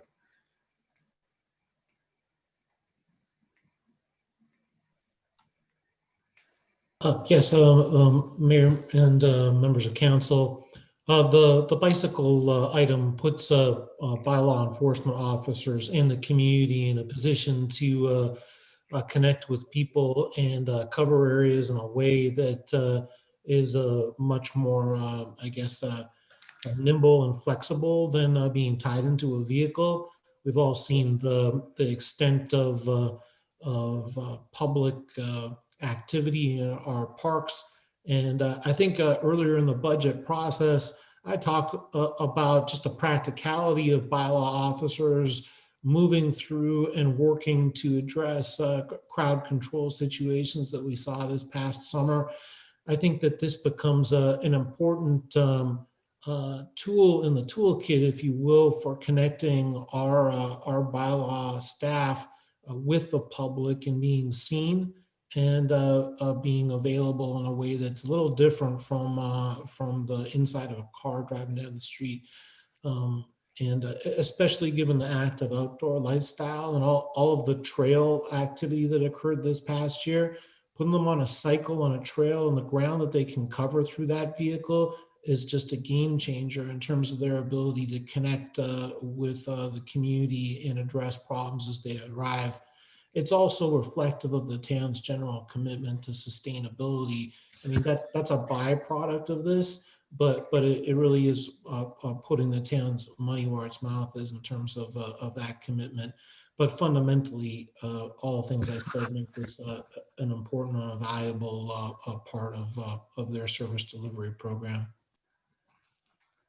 Thank you, Adam. Councillor McLeod, you had your card up.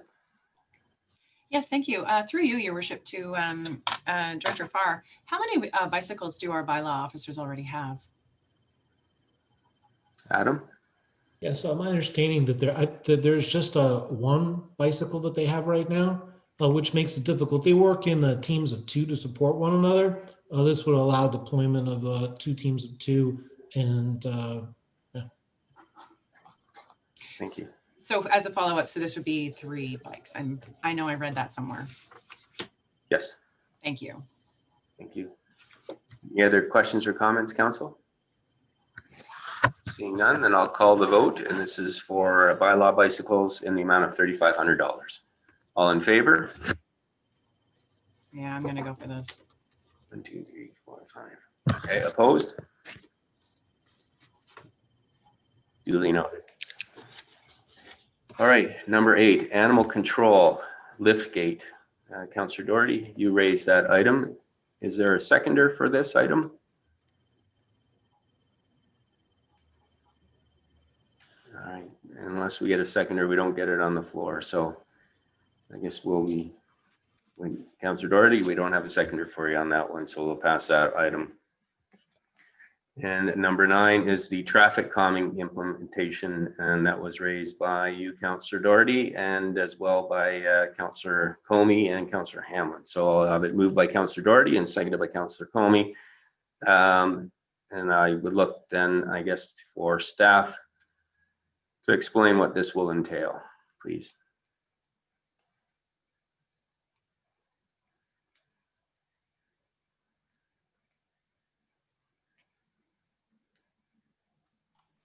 Do I have Director Slama?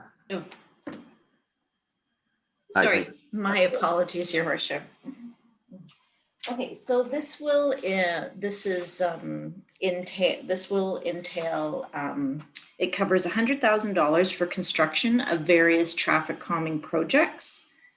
It includes $10,000 for the annual purchase of traffic study and traffic calming devices, which would help us determine warrants to implement traffic calming measures.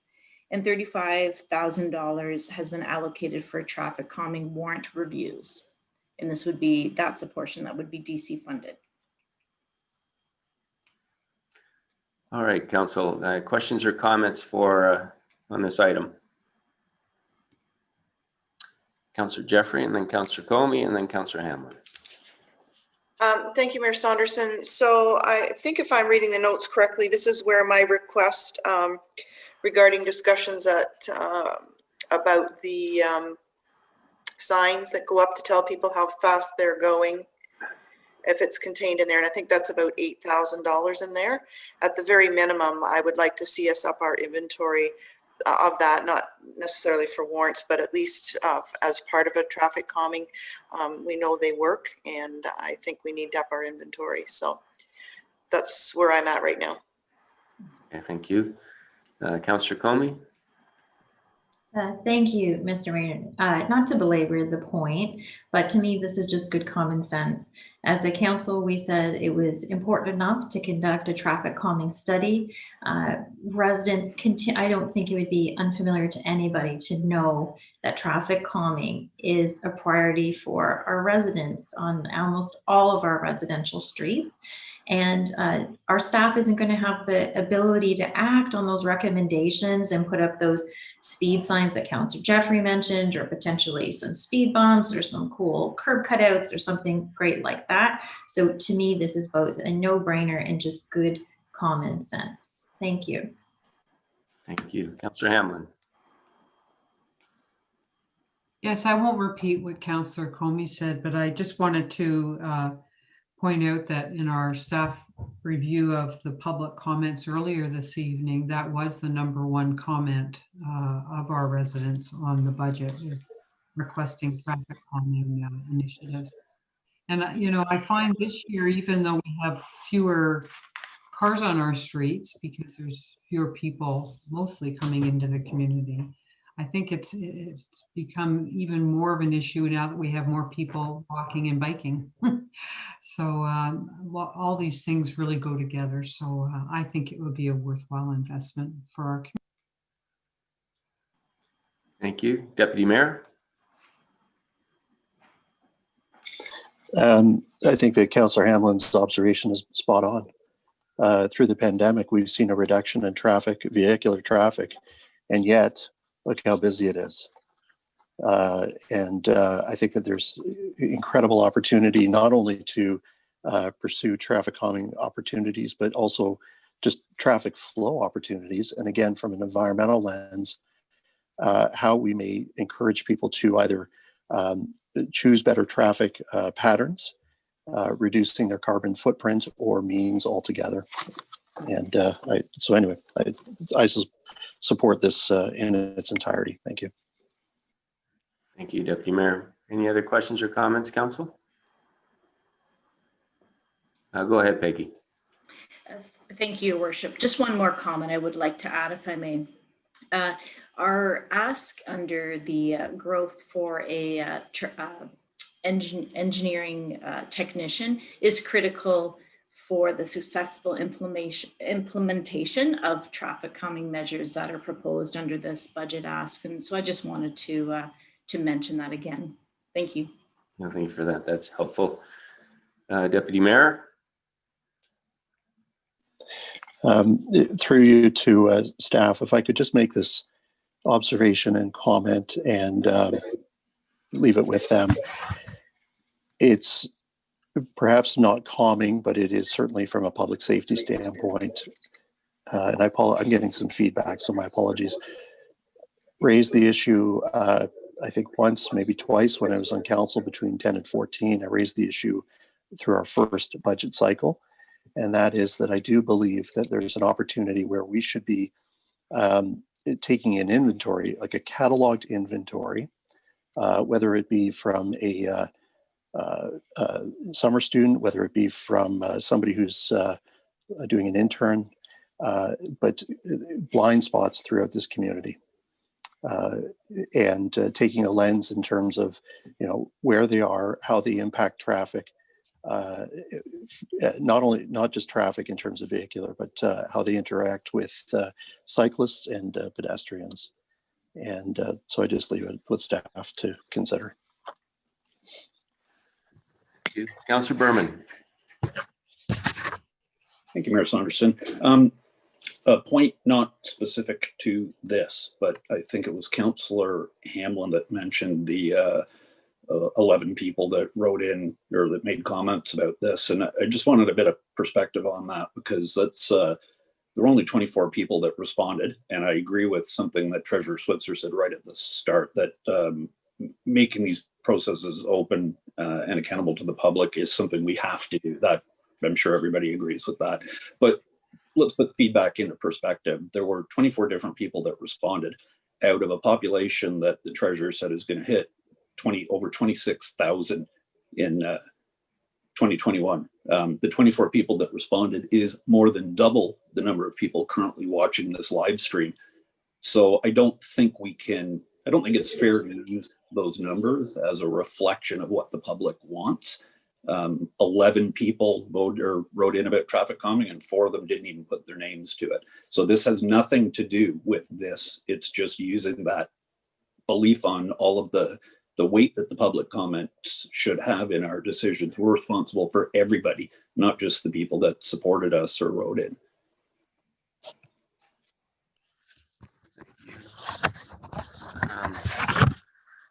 I think sustainability is a huge issue for our community, and I think it takes many forms. And I think that this is a very critical investment in our sustainability from livability and accessibility perspective. And I think this is the type of investment you need to make proactively while we are growing, so that we can make the changes necessary now and not be confronted with trying to change things after the fact. So I will be supporting this.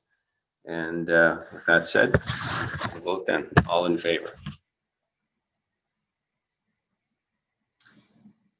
Opposed? Duly noted. And that takes us to item 10, which is the Maple bike priority. And that was raised by both Councillor Doherty and Councillor Hamlin. So it's moved by Councillor Doherty and seconded by Councillor Hamlin. And I'd look to staff to explain the process here. Go ahead, Peggy. Thank you, Mayor Saunderson.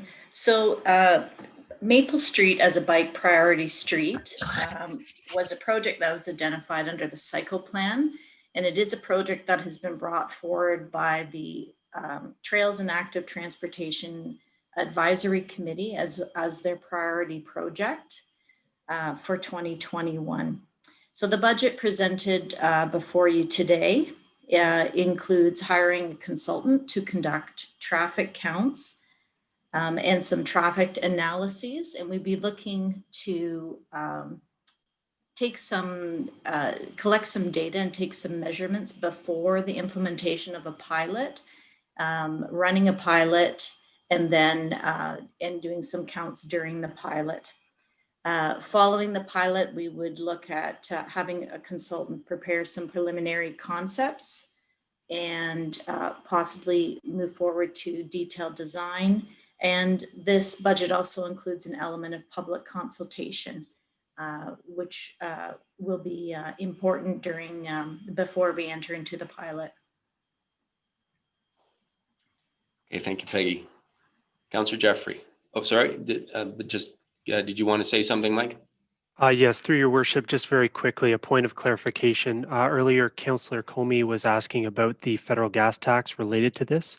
And I may have misunderstood a question related whether this was the only project within the proposed base budget that was being funded from federal gas tax funds. I wanted to clarify that, in fact, within the proposed base budget, there are 10 capital projects that are being funded from the federal gas tax obligatory reserve fund for a total transfer from that reserve fund to fund those capital projects of around $765,000. So I just wanted to add that point of clarification. Thank you, Mike. Councillor Jeffrey, go ahead. Thank you, Mayor Saunderson. Just a clarification, please. I have not declared a conflict with this because I'm assuming that this was put on here by staff. Director Slama described it as the Trails Committee initiative. I mean, if staff have put it on the list, I'm okay.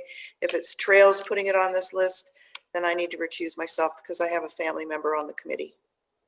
So right. I'm just trying to clarify if it's a staff recommendation or purely committee. Peggy? Thank you, Your Worship. It is a staff recommendation, sorry. We just wanted to provide that comment that in consultation with the advisory committee, this is a project that they feel is a priority for the community. I think that I will just recuse myself in any way to be on the safe side.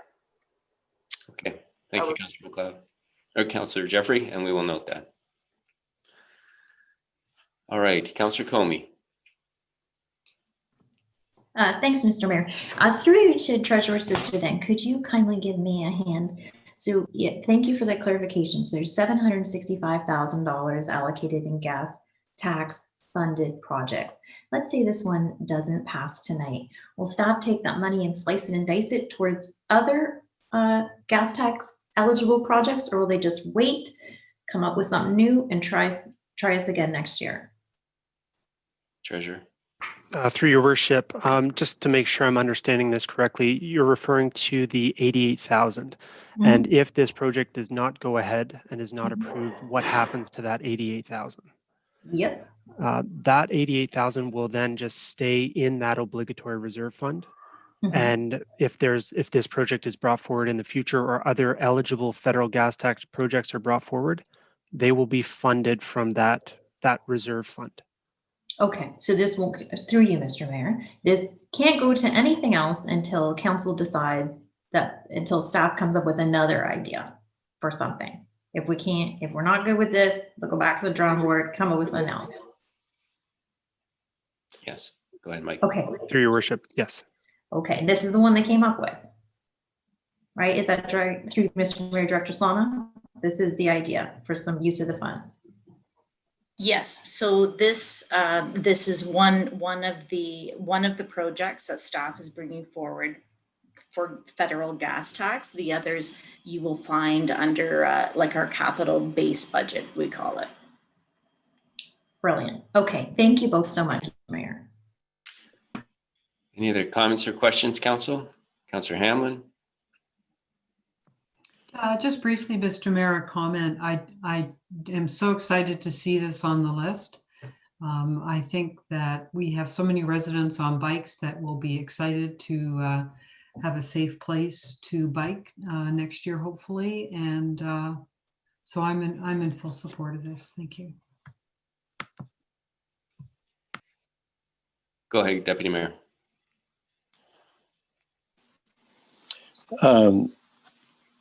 Thank you. I wanted to go back earlier in the term when this was initially brought forward by our Active Transportation and Trails Committee.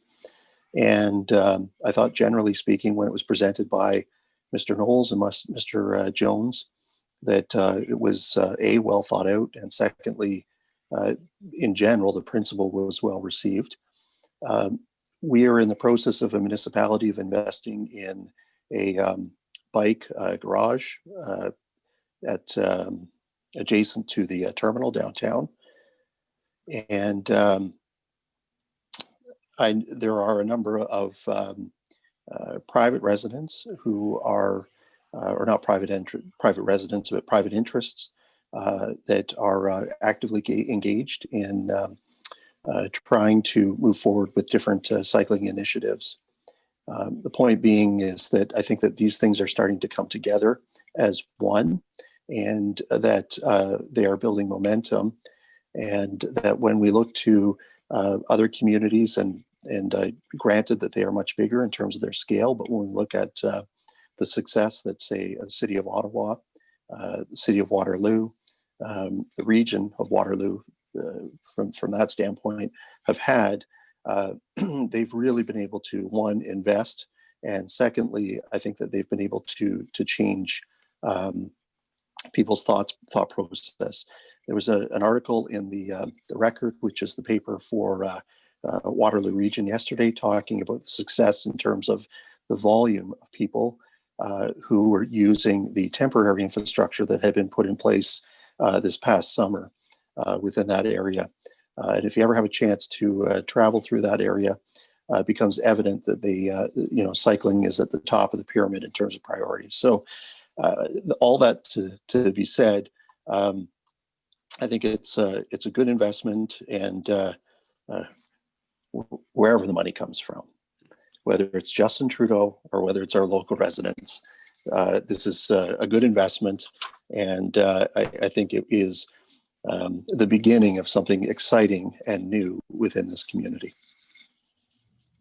Thank you, Deputy Mayor. Any other questions or comments, Council? Seeing none, I have a question, and I'm hoping that Director Culver is on this call. Dean, I'm wondering if you can talk about how this project interfaces with our cycling policy and active transportation plan.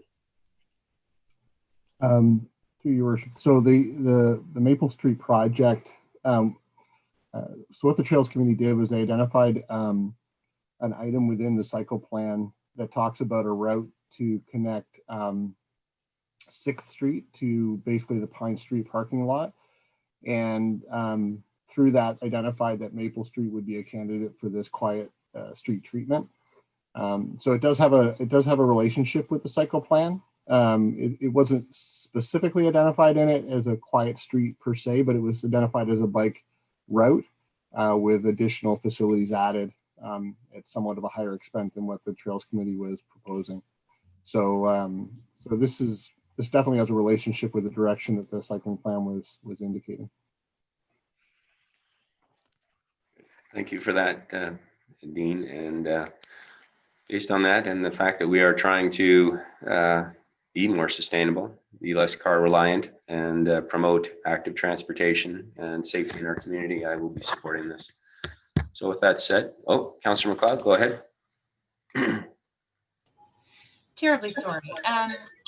I just wanted to get a clarification in follow-up to Councillor Comey's questions regarding this $88,000. There are other things that it could be spent on if we don't happen to get some money elsewhere. And I'm wondering, for example, isn't there a grant that we're looking for the secret trail that this money could be used for? That if we don't get it, we're going to need it? Or are there not crosswalks that we're going to need gas tax funding to pay for? I'll look to staff for that. I know that there's annual gas tax contribution, so it's not every year we get gas tax funding, and maybe staff can speak to that. Worship, I don't mind helping out with the clarity around the gas tax versus the ICIP applications that are being proposed. So initially the crosswalk at Huron Street and the secret trail, as we call it, that runs along the side of Huron Street, had been identified as being gas tax eligible. So that was where they were originally established for funding. Having said that, the ICIP that's recently been made available as an upper tier fund offers an opportunity to not use gas tax to do that, which would leave amounts in the gas tax reserve. I can't speak to what the sort of net outcome is, so I'm not sure that if we weren't successful with the ICIP, I believe the money in the gas tax would still cover these. So I'll ask maybe Treasurer Switzer to clarify that part. Through your worship, I would have to look and do some analysis on the federal gas tax reserve just to ensure that there are sufficient funds there to cover. But to the mayor's point, he is correct that we do receive federal gas tax funds each year. Does that assist, Councillor McLeod? Any follow-up? Yeah, no, that's fine. Thank you. Okay. All right. Are there any other questions or comments then before I call the vote? This is on the Maple Bike Priority Street. All in favor? Opposed? Duly noted. And that brings us to item 11, the securable lease spaces on the waterfront. And I think Councillor Hamlin identified that. Is there a seconder for Councillor Hamlin to get this on the floor? Councillor Doherty? All right, we'll look to staff to comment on this project, please. Thanks, Worship. If I can speak to that one. The Waterfront Master Plan back in 2016 talked about micro commercial areas along the waterfront to help encourage activation of the waterfront, as well as provide some commercial interest that the town would manage or have oversight of. So effectively what this is doing is capitalizing on the location of the new accessible docks that were added at the end of Birch Street and its proximity to the to our end of the Georgian Trail, and also follows up on some inquiries we've had about bike and supboard rental locations being established on town land to establish a leasable space at Harborview Park adjacent to the end of Birch Street. The idea is that we would provide electrical service to two CCANs in that location, Sea cans are the large metal boxes that people see everywhere, very secure, and somewhat easily installed. And then we would put an RFP out to have these leased by someone who's interested in providing a service business down there. Our estimates are that the return on investment would be somewhere in the neighborhood of 3 years. Thank you, Dean. Council, any questions or comments on this item? Councillor Comey and then Councillor Hamlin. Thank you so much, Mr. Mayor.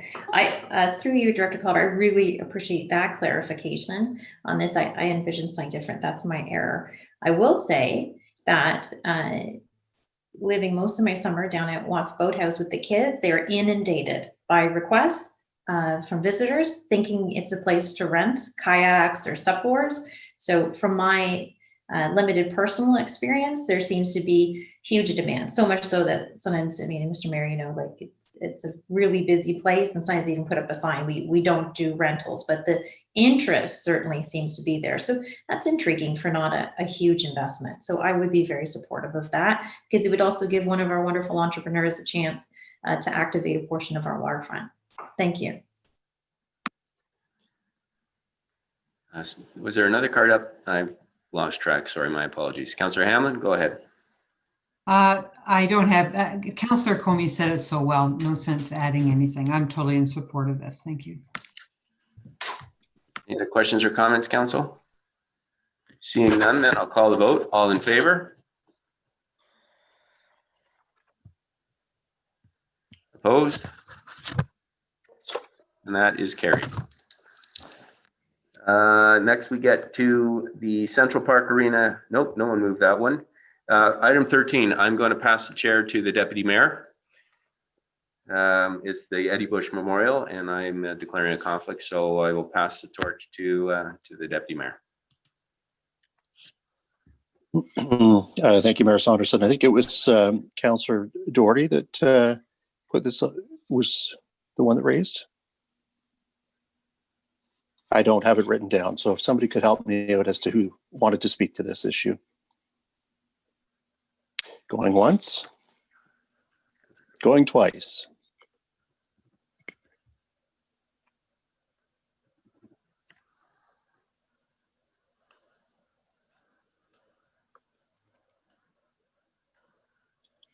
Okay, so who is it that would like to speak to this issue? It was raised.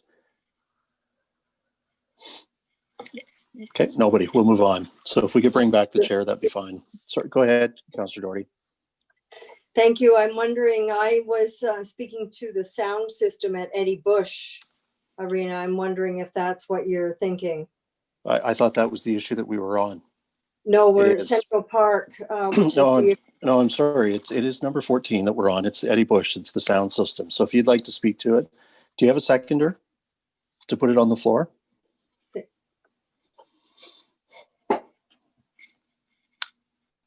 Is there a seconder just to put it on the floor for conversation? Thank you, Councillor Comey. Councillor Doherty, if you'd like to speak to it, that'd be great. Yes, thank you, Your Deputy Worship. As I mentioned in my earlier remarks, my thought here, first of all, this would be a worthwhile investment for this facility in that we now have a semi-professional hockey team with lots of opportunity to bring people into our arena to watch our games, pay for tickets, and hopefully that will dovetail into other uses of the arena that in turn brings more revenue into the town. And the other reason why I had brought it forward was because this had been a request that had come forward, I think now 3 years ago, and it was put off for the previous 2 years. And it still has merit in my view, and so I am supporting it for this year. Thank you, Councillor Doherty, for those words. Councillor Jeffrey, please go ahead. Thank you, Deputy Mayor Hall.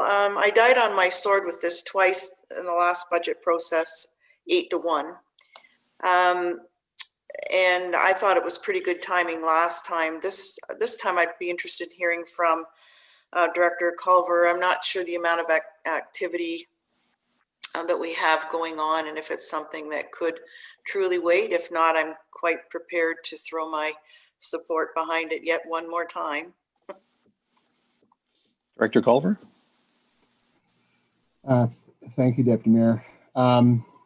So can it wait, I think is the question. And yeah, it's not a life or death type of scenario. However, if we assume that the pandemic, finds its way to a grateful ending, before the end of next year and hockey resumes at the level it was at prior to the pandemic, the problem with next year's budget is that sound system won't appear until the year after, because we'll need to implement a project in 2022 to see it arrive in September or in time for the hockey season in late 2022. So just again, just like all of the discretionary items, it's available for deferral, but it's a matter of expectations. I just want to make sure council's fully informed.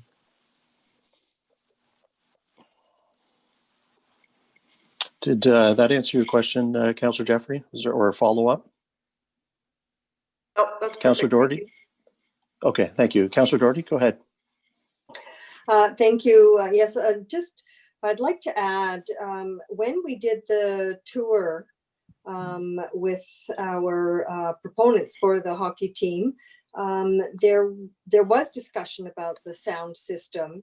And I believe it was also mentioned that there might have been opportunities for broadcasting of games, but again, because of the quality of the sound system, it wouldn't fly.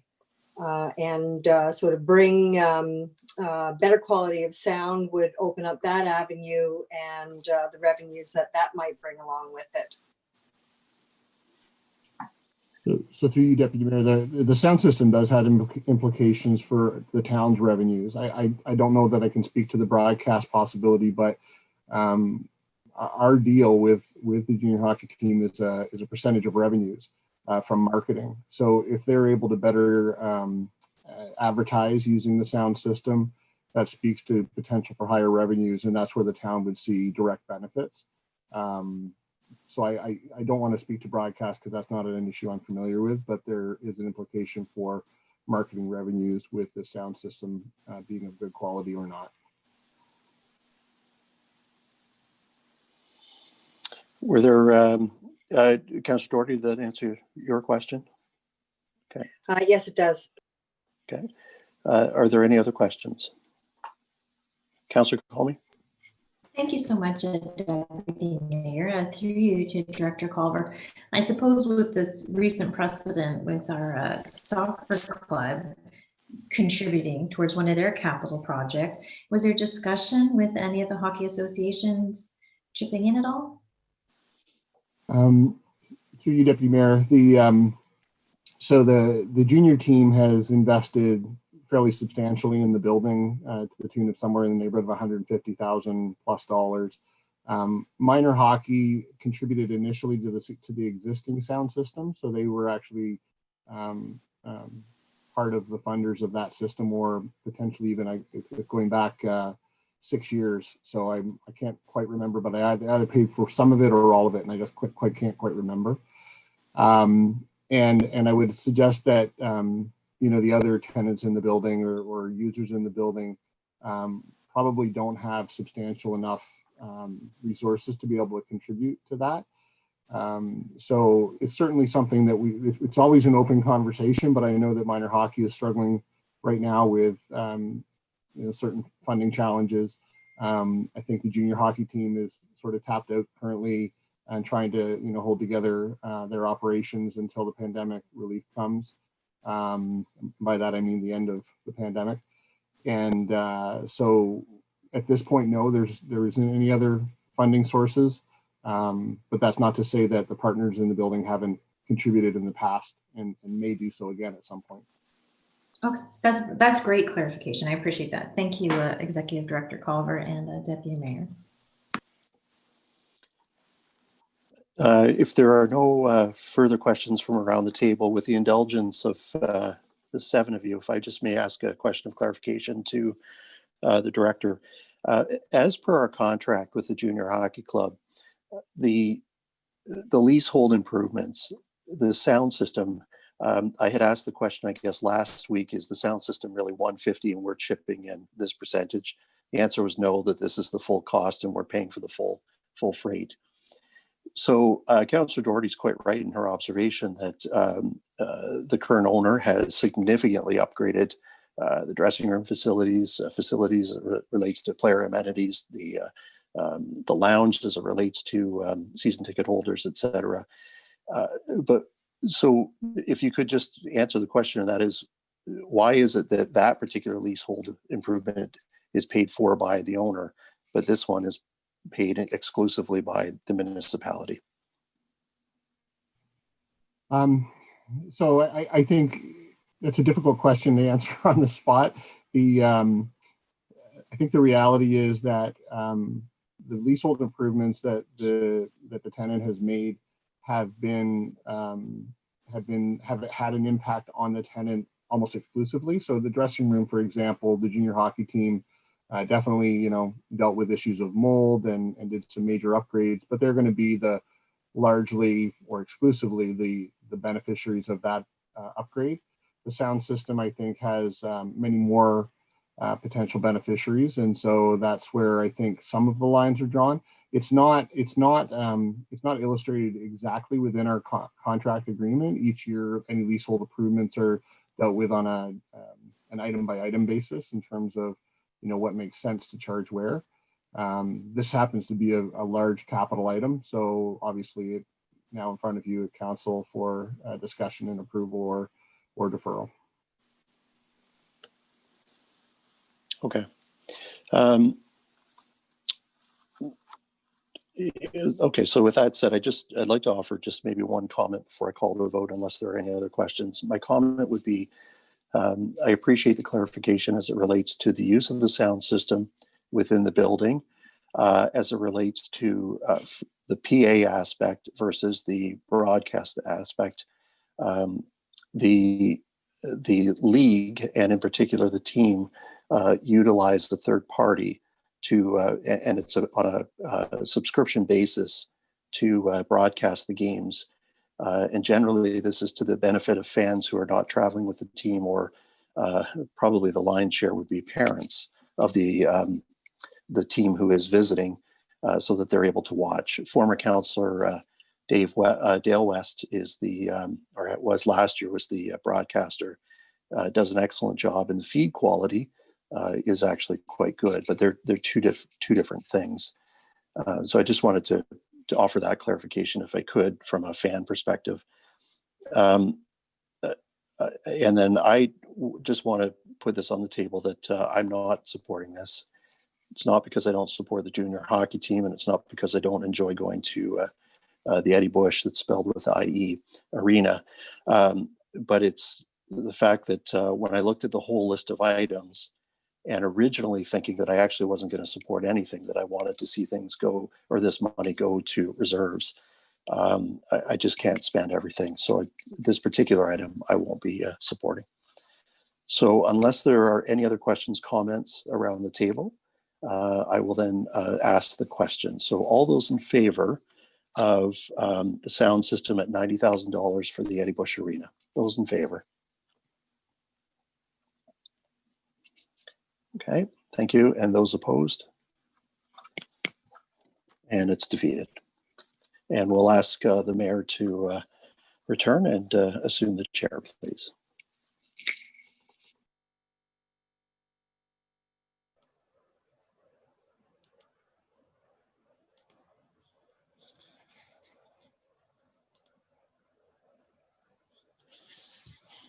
Thank you, Deputy Mayor, for dealing with that issue. And that brings us to item 14, which is the heading dockside mural replacement. and it was raised by Councillor Hamlin and Councillor Doherty. So it's moved by Councillor Hamlin and seconded by Councillor Doherty.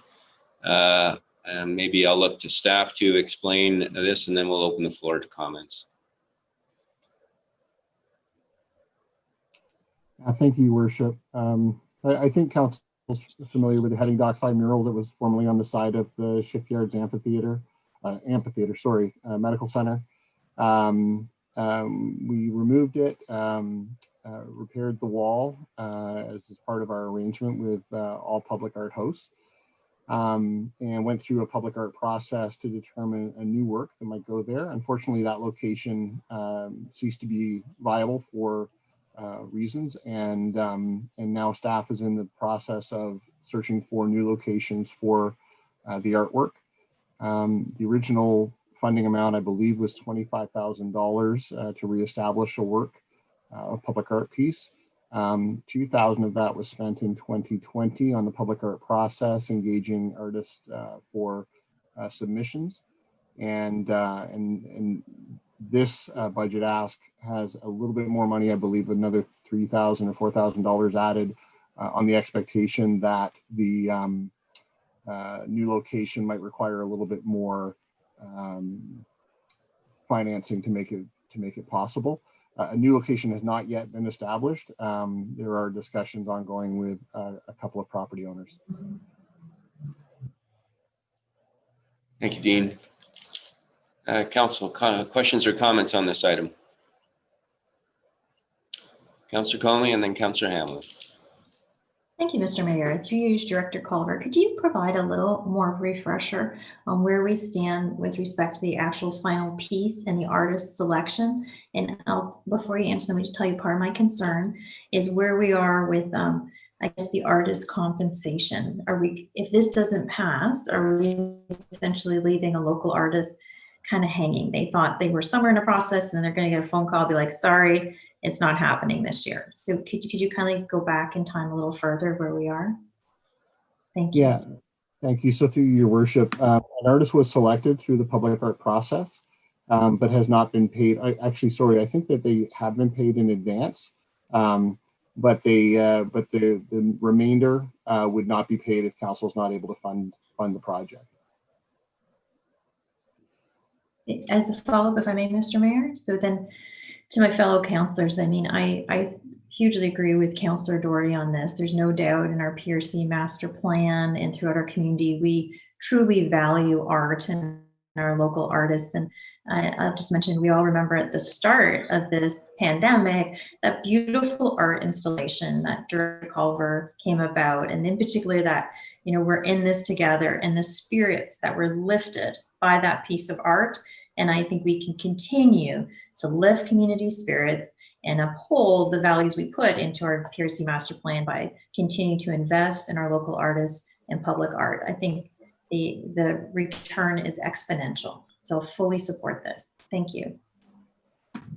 Thank you. I saw CAO Skinner had her card up, so Sonia, maybe you can just.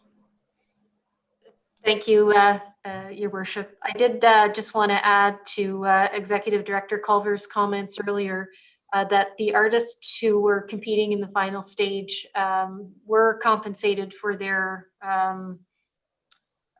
submissions. So what they would not be paid for, should you not endorse the item here today, would be the work to actually execute the mural itself. So there, could remain some question about whether they were adequately compensated for the original submission, but they did do that work in a full understanding of what they would be paid for during the competition process. So I just didn't want to leave you hanging and thinking that someone might not get paid for work that they had already completed. Thank you. Completed. Thank you. Thank you. Councillor Hamlin. Thank you. I just wanted to speak in favor of this item. I know we had an active public art committee that was all involved in this, and it's been a substantial piece of public art in our community, having a mural that size on a building. And I think it is something our community enjoys. And I'd hate to see us lose it if we can save it. So I'll speak in favor of this, or vote in favor of this. Thank you. Thank you. Council, any other questions or comments? Seeing none, I have a question through to the appropriate staff. I know we had the item, my understanding is this was in the budget for 2020, and I'm just wondering, is this something similar to, no, I've lost it. What was the item that we had in, that we took out initially? And I'm just wondering, as the carry forward item, is there a similar carry forward here, or is this a whole separate new item? And maybe Mike, you can help us on that. Through your worship, yes, I believe you're referring to the arts feasibility study, the Arts Center feasibility study.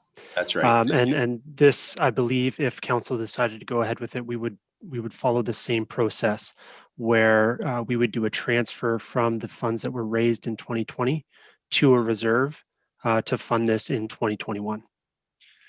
Okay, so can you just clarify then, because the price has gone up a little bit, the net effect really would only be the increase on the amount if we carry forward. So what, can you just clarify for me, what's the increase from the amount we put aside in 2019 to 2020, or sorry, 2020 to 2021?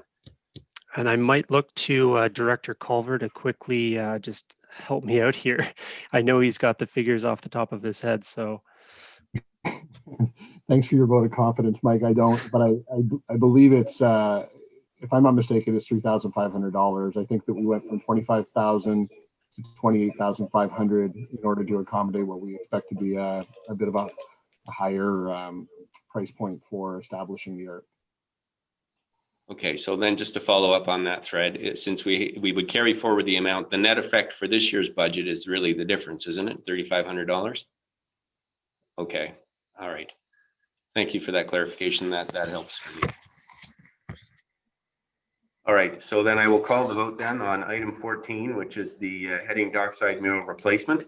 And just based on that clarification, the item amounts to $3,500 in this year's budget, since we're carrying forward the remainder of last year's budget.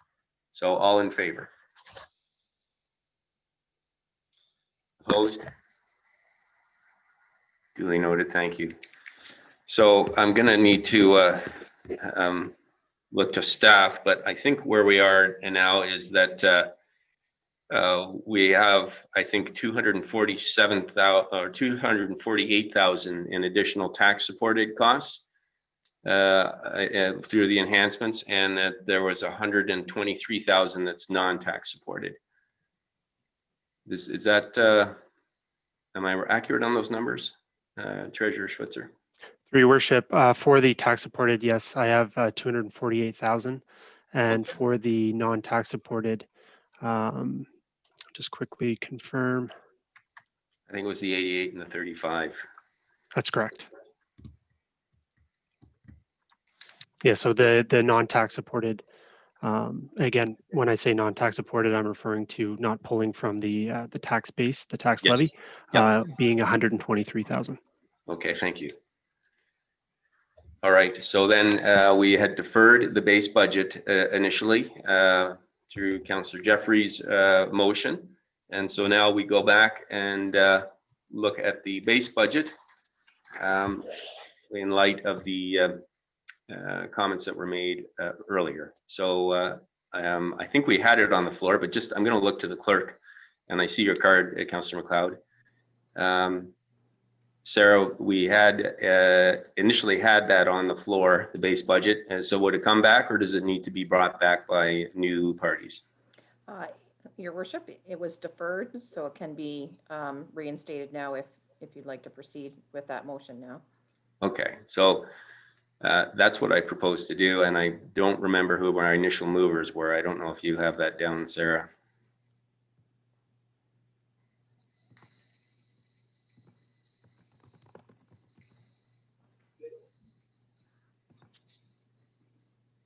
Actually, I'll just ask Stephanie if she has that.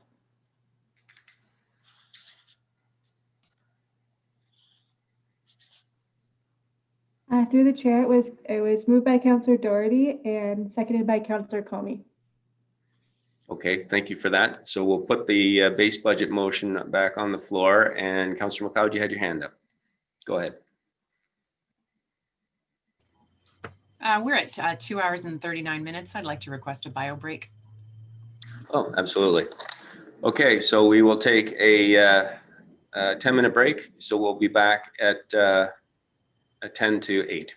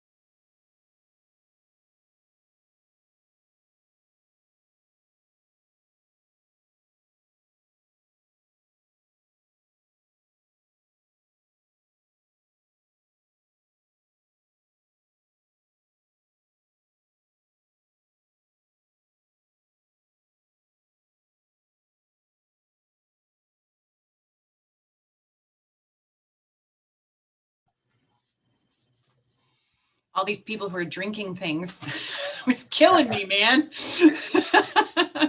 Keep seeing the glasses. And I'm like, Yes, the office is a dry zone. right. Here anyway. So I left my camera live on purpose, but I got tagged in a tweet and yelled at by my wife. Huh? Didn't do anything inappropriate. Wasn't even in the room for half of it.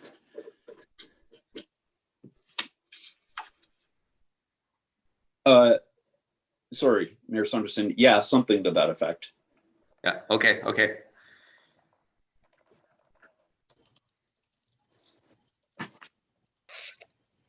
When we last joined council. Excuse me, sorry, council, just a reminder, this is still live.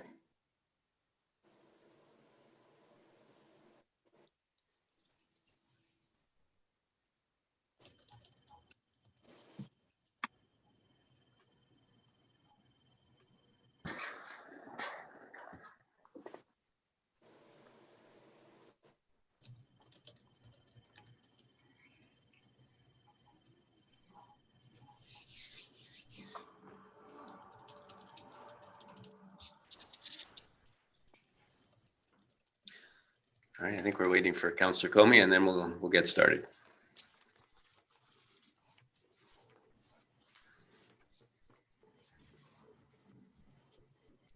Get out. Go. Go.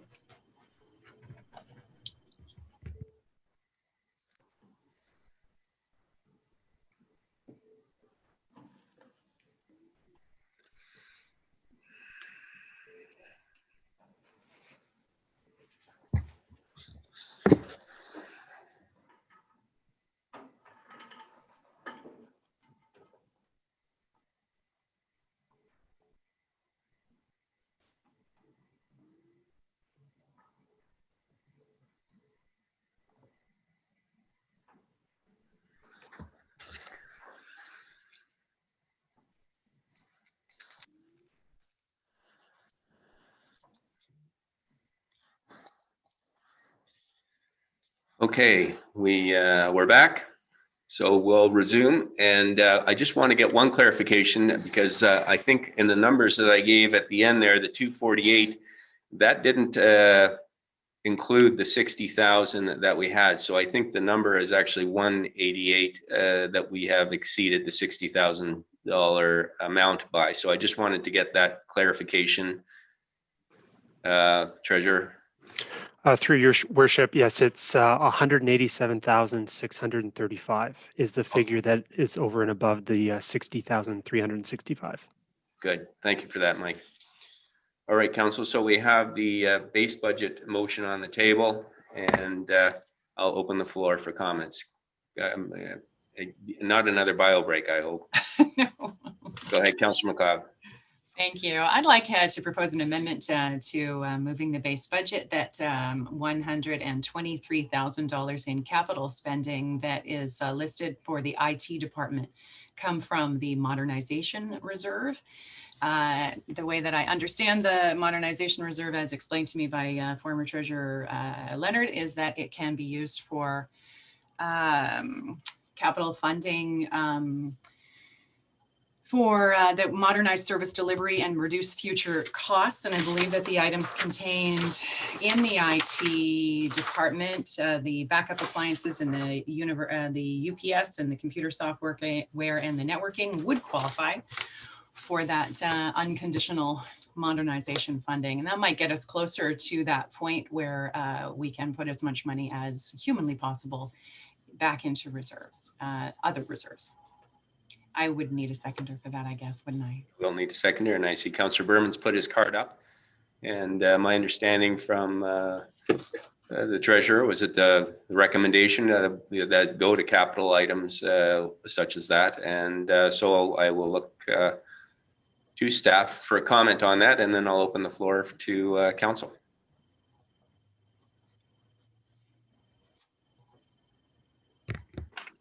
Through your worship, yes, council is in support of that and can incorporate that into the base budget. Okay. Questions or comments, council, on the amendment? Seeing none, then I will call the vote. All in favor of transferring the 123 out of, or using 123 out of the modernization funds, cards up, and that is carried unanimously. So that brings us back to our main motion, which is on the table. Subject to that change now, I'll look to the clerk, but I guess the main motion now gets amended, Sarah, to read adopting the base budget as amended with the change to the capital for the IT department of 123,000. Correct. Okay. Councillor Berman, go ahead. Thank you, Mayor Saunderson. I had a question to do with the use of what's going into reserves. When would be the appropriate time to ask that?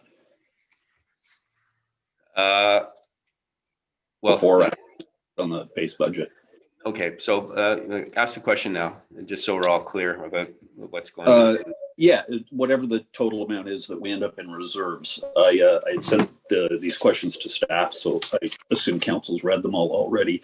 Last year we took $200,000 out of the asset sale money to use to cover discretionary items in last year's budget. And we also, based on this answer, we at the start of COVID took $2.5 million of the asset funds and put it in a COVID emergency. Forgive me if I'm using the wrong term, but we only used 100,000 of that, and 2.4 has been put back. So that's a total of $300,000 that, in my opinion, is public money, and we should replenish it. A friend of mine used the example that if I buy a bond for my kid that expires when they go to college, they don't just get the main amount, they get the interest that's been accumulated on it too. So I think just morally, that's public money, and we should put it back in there till they tell us what they'd like us to do with it. So I guess I would move that we put $300,000 from the total reserve amount of this budget back into the asset sales reserve. Sorry, did you say that you 300,000 back in from the from whatever the surplus or the reserve fund that started at 2.5, whatever. Right. It's through you to Treasurer Switzer. Is there 300,000 left in that 569? Through your worship, to Councillor Berman, with factoring in the funding from the modernization for the IT capital transfer, there's 2.5 million as the transfer to reserves and reserve funds. So there would be 505,000 above that 2 million that's within the base. That would be transferring to reserves and reserve funds. So in answer to Councillor Berman's question, yes, there is the 300,000 should council decide to do that, to go back into the asset share reserve fund. Okay, so then I'd like to ask that. So the bottom line in reserves stays the same. I just the right thing to do to put the 300 grand back in that particular reserve. So I'd like to move that. Okay.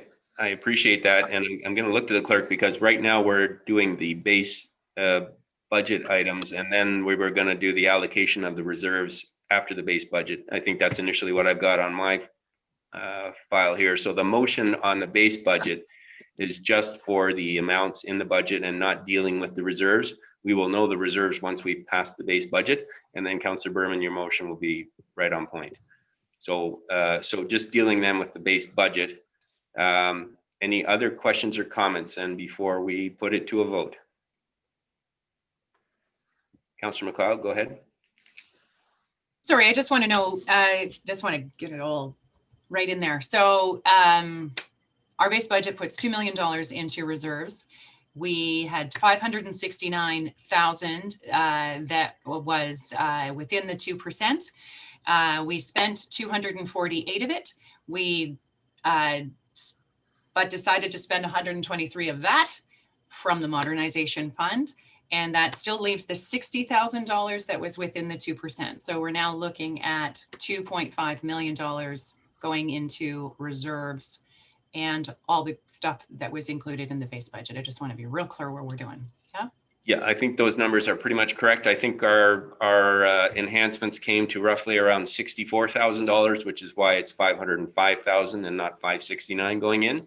So we were a little over the 60,000, but not by much. So, so yes, you're right.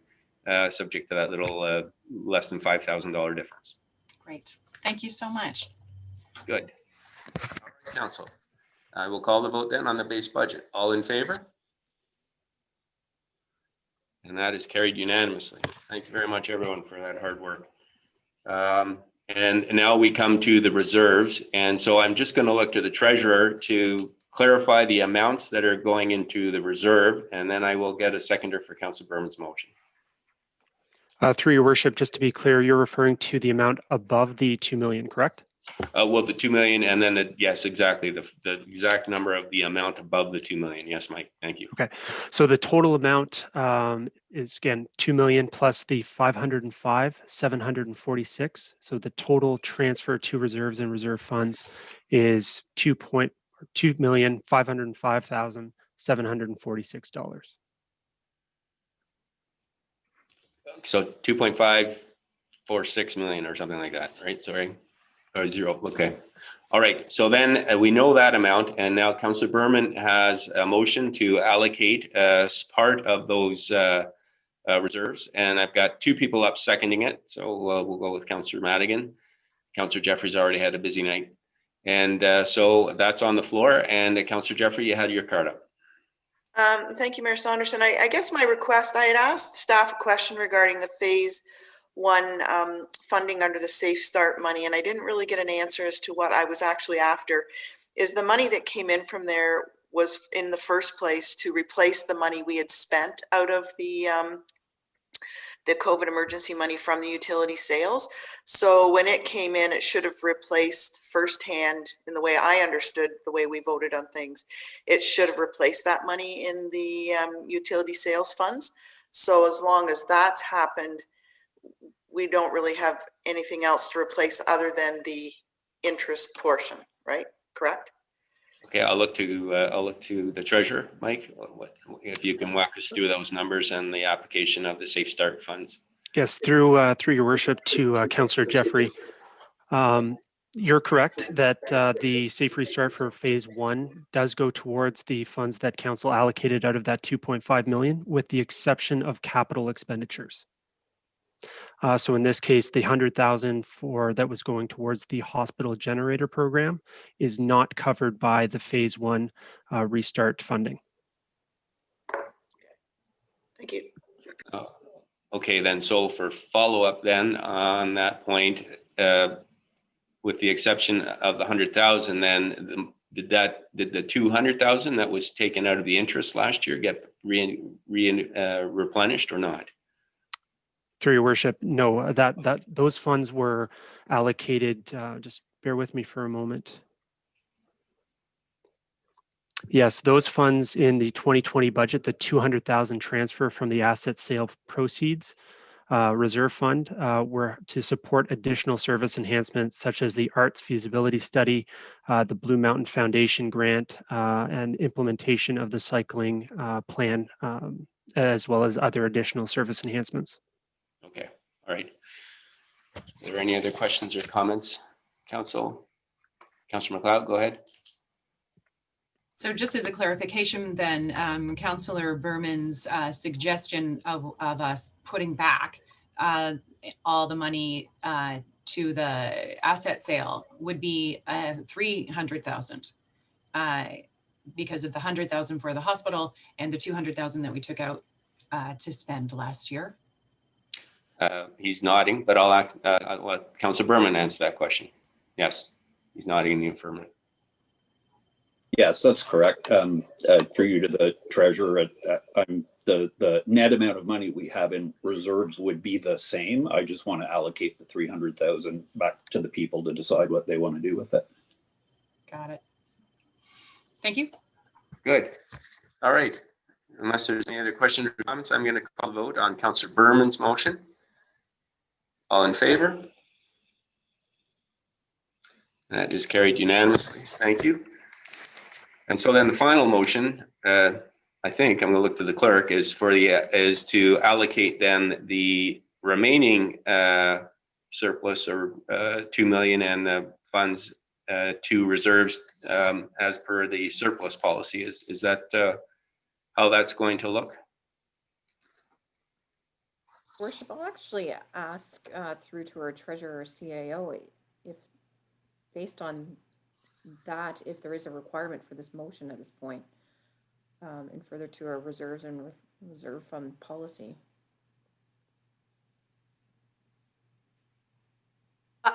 I don't, through the chair, I don't think that we need explicitly to have this motion. The funding is sitting in the transfer to reserves portion of the budget and through the normal processes at year end. So this will essentially be early in 2022 after we finish 2021. Council would allocate the remaining funds through the policy. Okay. Pardon me, sorry. We would of course update the financial figures showing in the final budget package so that number, however, the 2.205 million was quite clearly allocated in that printed copy to future reserves and reserves funds. Okay, thank you. Councillor Jeffrey, you had your card up. Go ahead. Yeah, thank you, Mayor Saunderson. So my question is, on that extensive list staff have of things to do, I've been waiting a couple of years for a staff report on the reserves because we were going to revisit that policy as to how it allocates the surplus from any year, and it still hasn't made it to us. And whether we reviewed it and affirmed that the process we have in place is correct, but I know procedurally it's something we have to do ahead of the surplus being there, and the clerk would be aware of the timing that's necessary for that. But it is on the list and I have been waiting for it, and I'm looking forward to seeing it. Okay, thank you. Duly noted. And I guess the other thing is that the surplus is a little bit of a misnomer. Some of this large part of these funds are assessment growth from new housing coming online, new development coming online.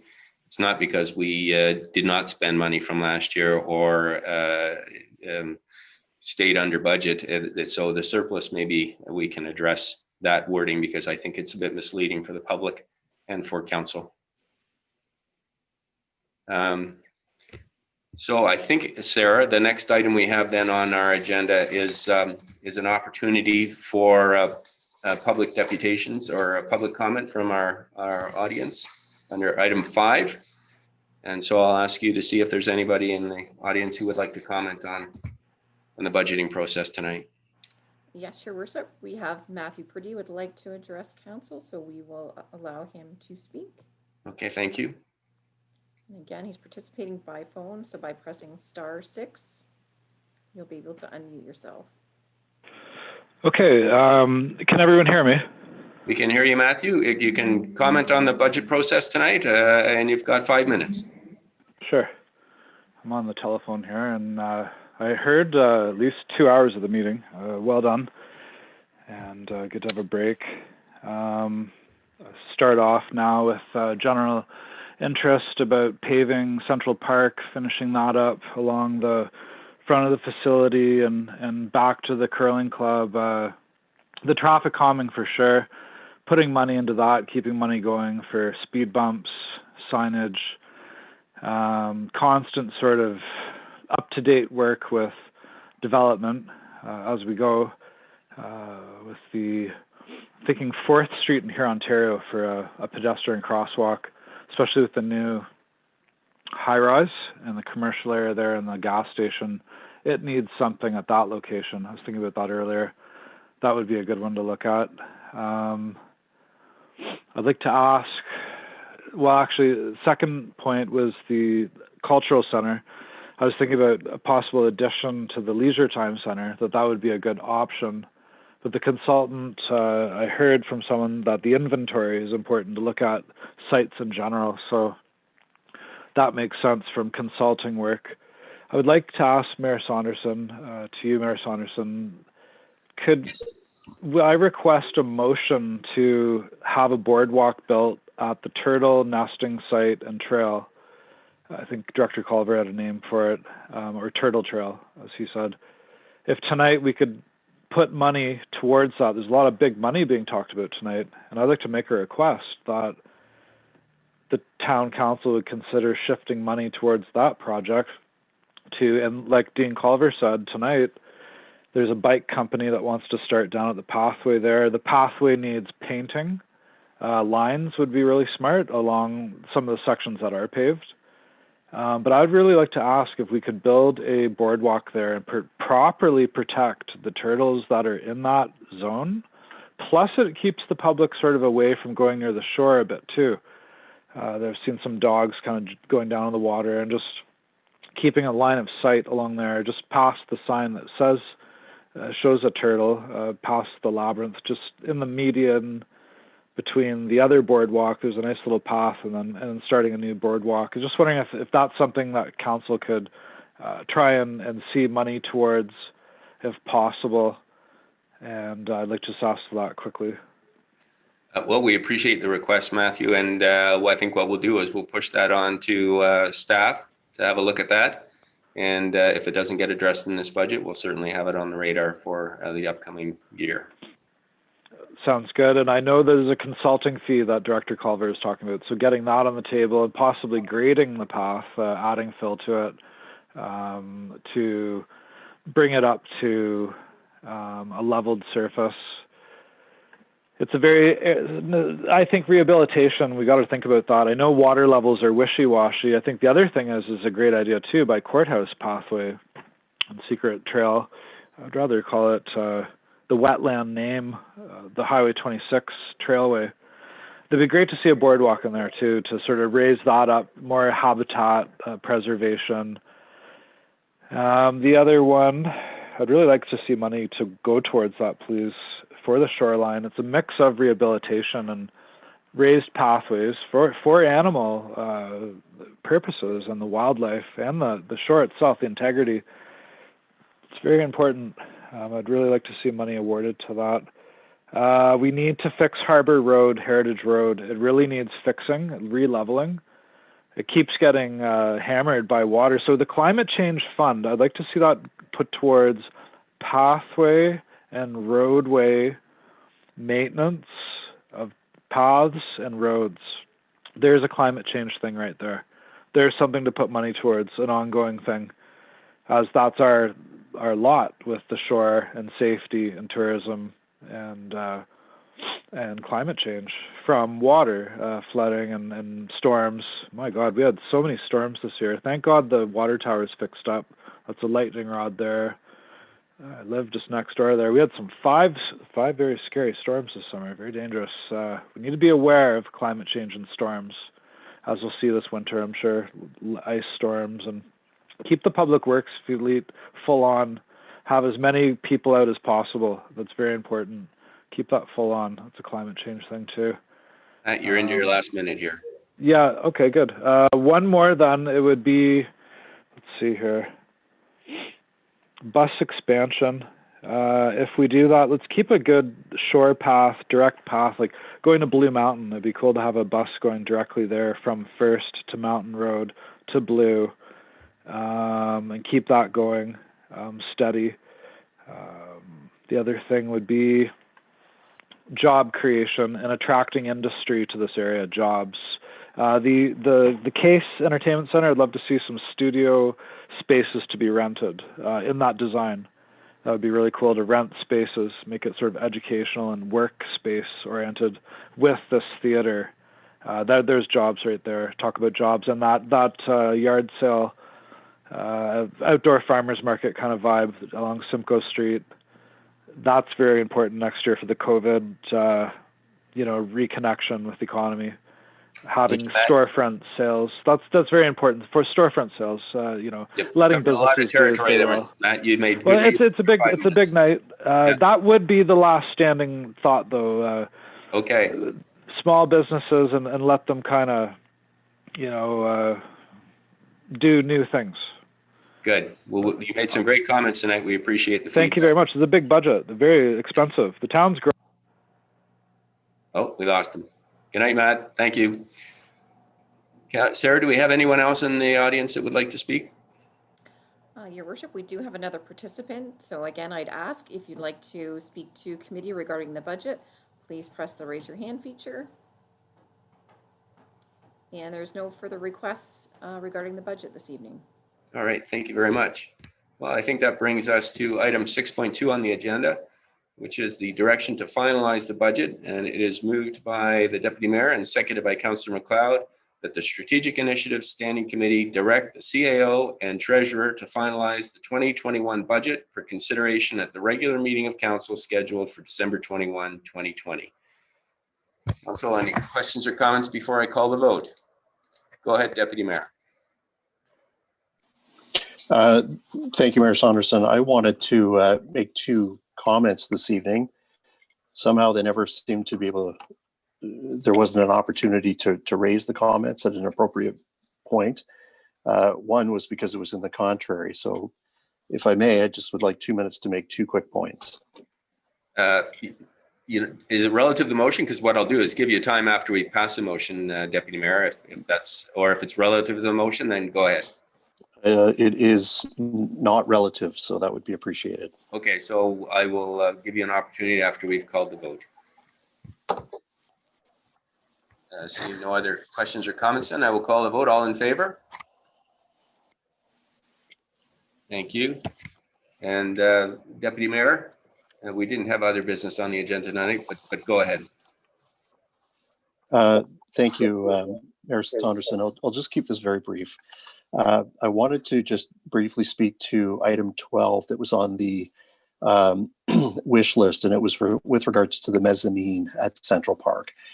Last meeting, I spoke against this, and I'm still against it, but I used the term horrible facility, horrible use of space.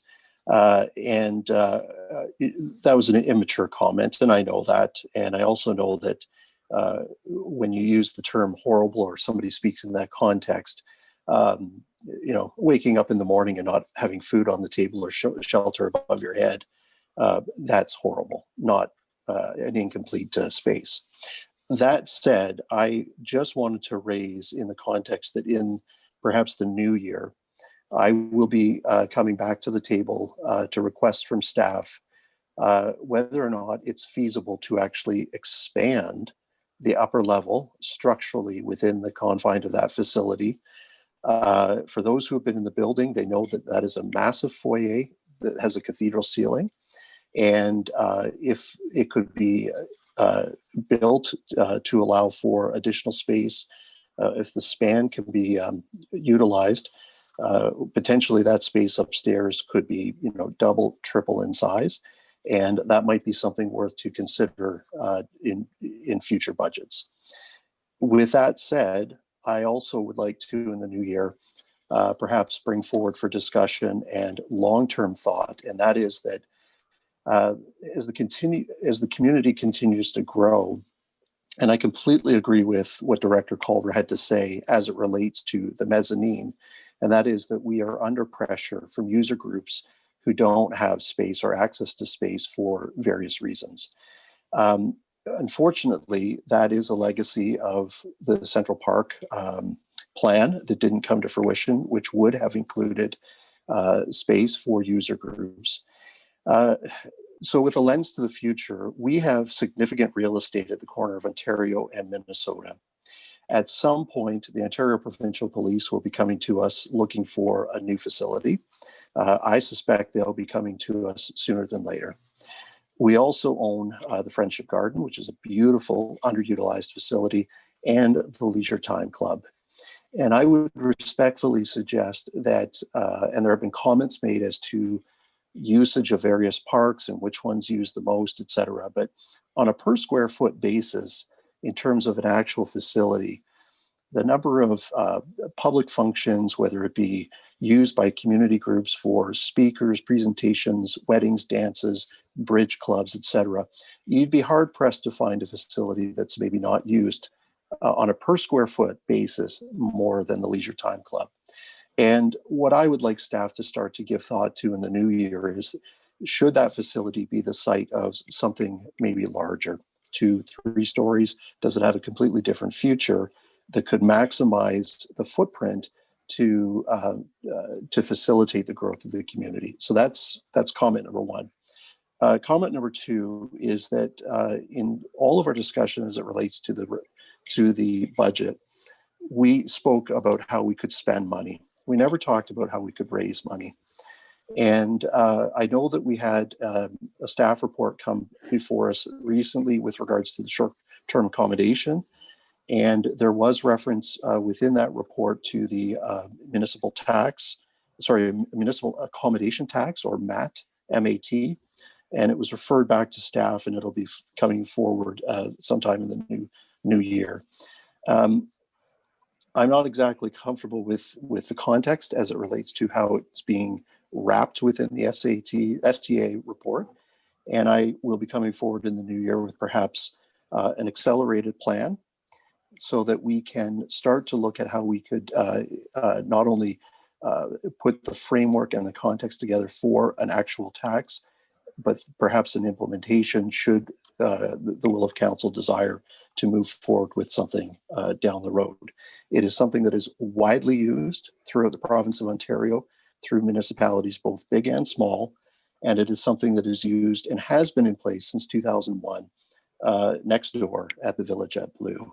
And I think that it's time that from a tourism standpoint, we give serious thought to implementing a tax so that we can raise additional funds that can be used as resources to continue to market and promote and facilitate the growth within our tourism industry. So those are the two things from a budget standpoint, looking towards the future, that I will be bringing forward in the new year. Thank you. Thank you, Deputy Mayor, and two good issues to put on the agenda for in the future. Thank you. All right, Council. Go ahead, Councillor Comey. Thank you so much, Mayor Saunderson. I know you addressed the fact there isn't other business, but I'd just like to offer a comment, and I apologize I was late this evening. I had a meeting that went over schedule, but I would like to take a moment. I don't know who at staff took the time to write back to each individual person in our community that wrote in with their comments for a budget, but their responses were so thoughtful, and they said to each person who took the time to write in, your participation and input are vital in making our community a better place to work and play. So through you, our CAO and staff, thank you so much for making the people who did participate in the budget process feel worthy and important. Thank you. Yes, staff did an excellent job. Thank you. All right, Council. Unless there's any other business in the newly created category, we will look for a motion to adjourn. Councillor Jeffrey, thank you. All in favor? Thank you very much, everyone. That was a productive night and a good result. Thank you. And good night, everyone. Good night.